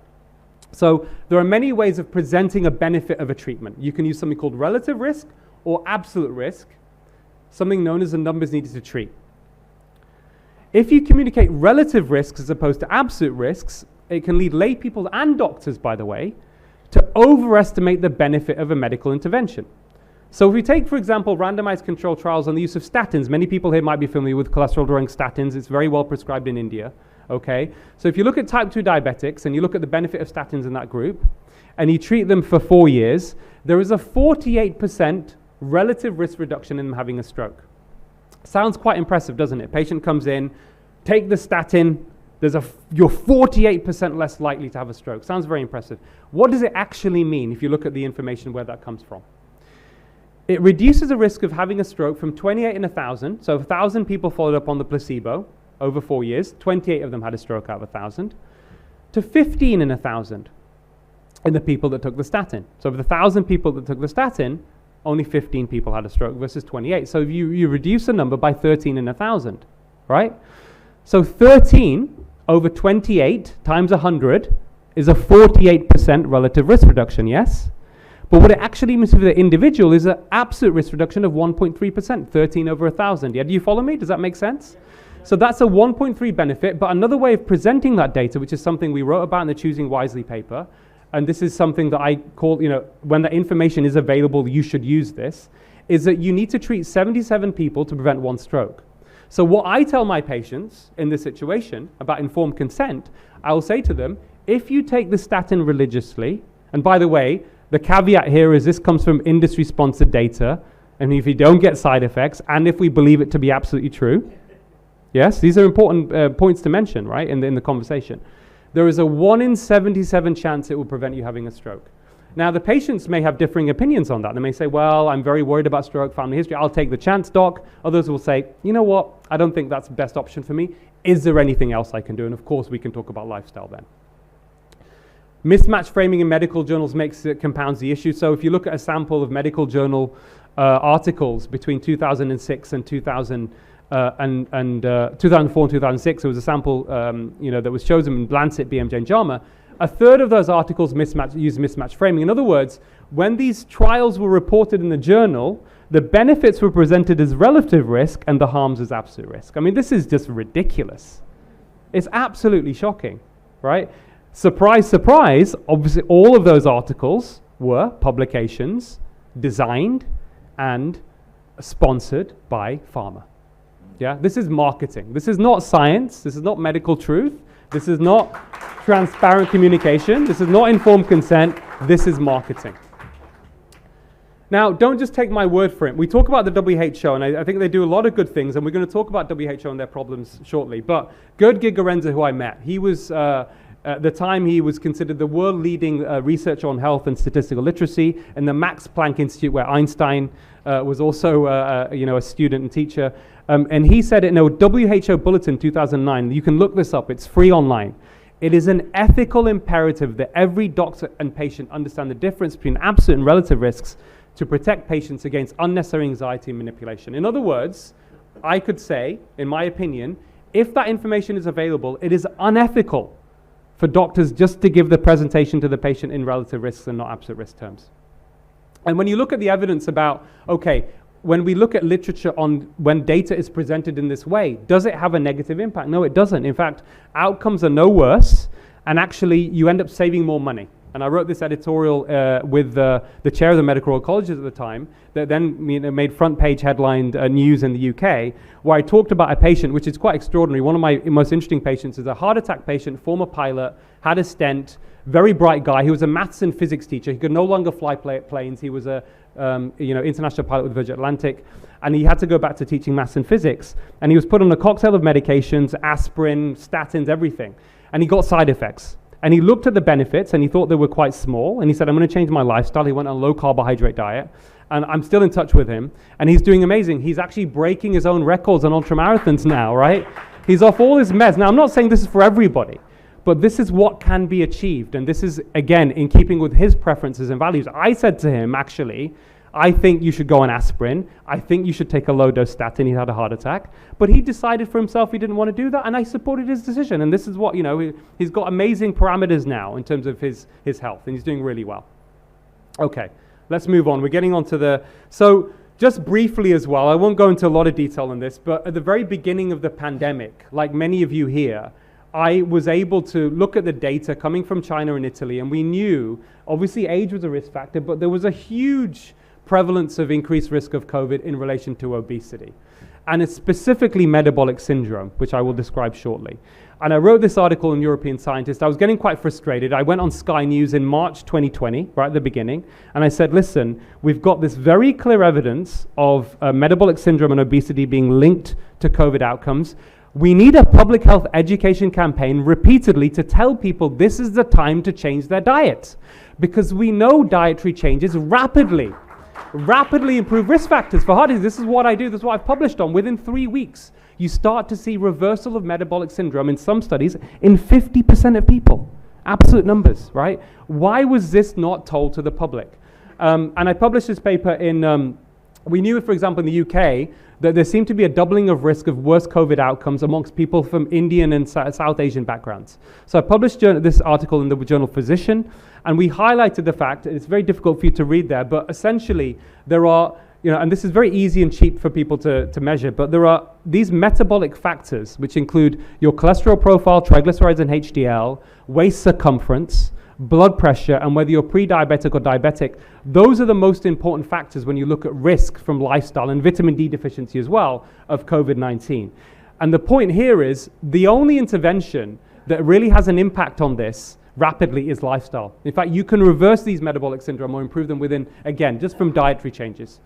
And just coming back, I know we've mentioned it earlier, just give some people some perspective here. We had a doubling of risk of COVID-19 from obesity, but if you have metabolic syndrome, it's 4 to 5 fold increased risk. And why that's important in India is because India don't have an obesity problem as much as we have in the UK and the US, but we have a big problem with metabolic syndrome because Indians at lower levels of body fat have the same metabolic problems that people with obesity get. Right? So we need to look at the metabolic risk factors. And one of the things that you can do, which anybody can do, is a very simple test, right, which will give you a good crude idea about whether you've got metabolic syndrome or you're heading there, is your waist circumference and looking at your height. So you want your waist circumference to be less than half your height. So say, for example, you're 170 centimeters in terms of your height. You want your waist circumference to be less than 85. Yeah? 85 times 2 is 170. Yeah? So that's what you want. And if you are there, then you're likely going to be in a better position. And again, this is very straightforward and very easy, very cheap test. A tape measure, anybody can use. And again, just coming back to this on a broader level, because I've been involved in this for many years, looking at the prevention and potential reversal of heart disease. Again, it comes back to something called insulin resistance. And again,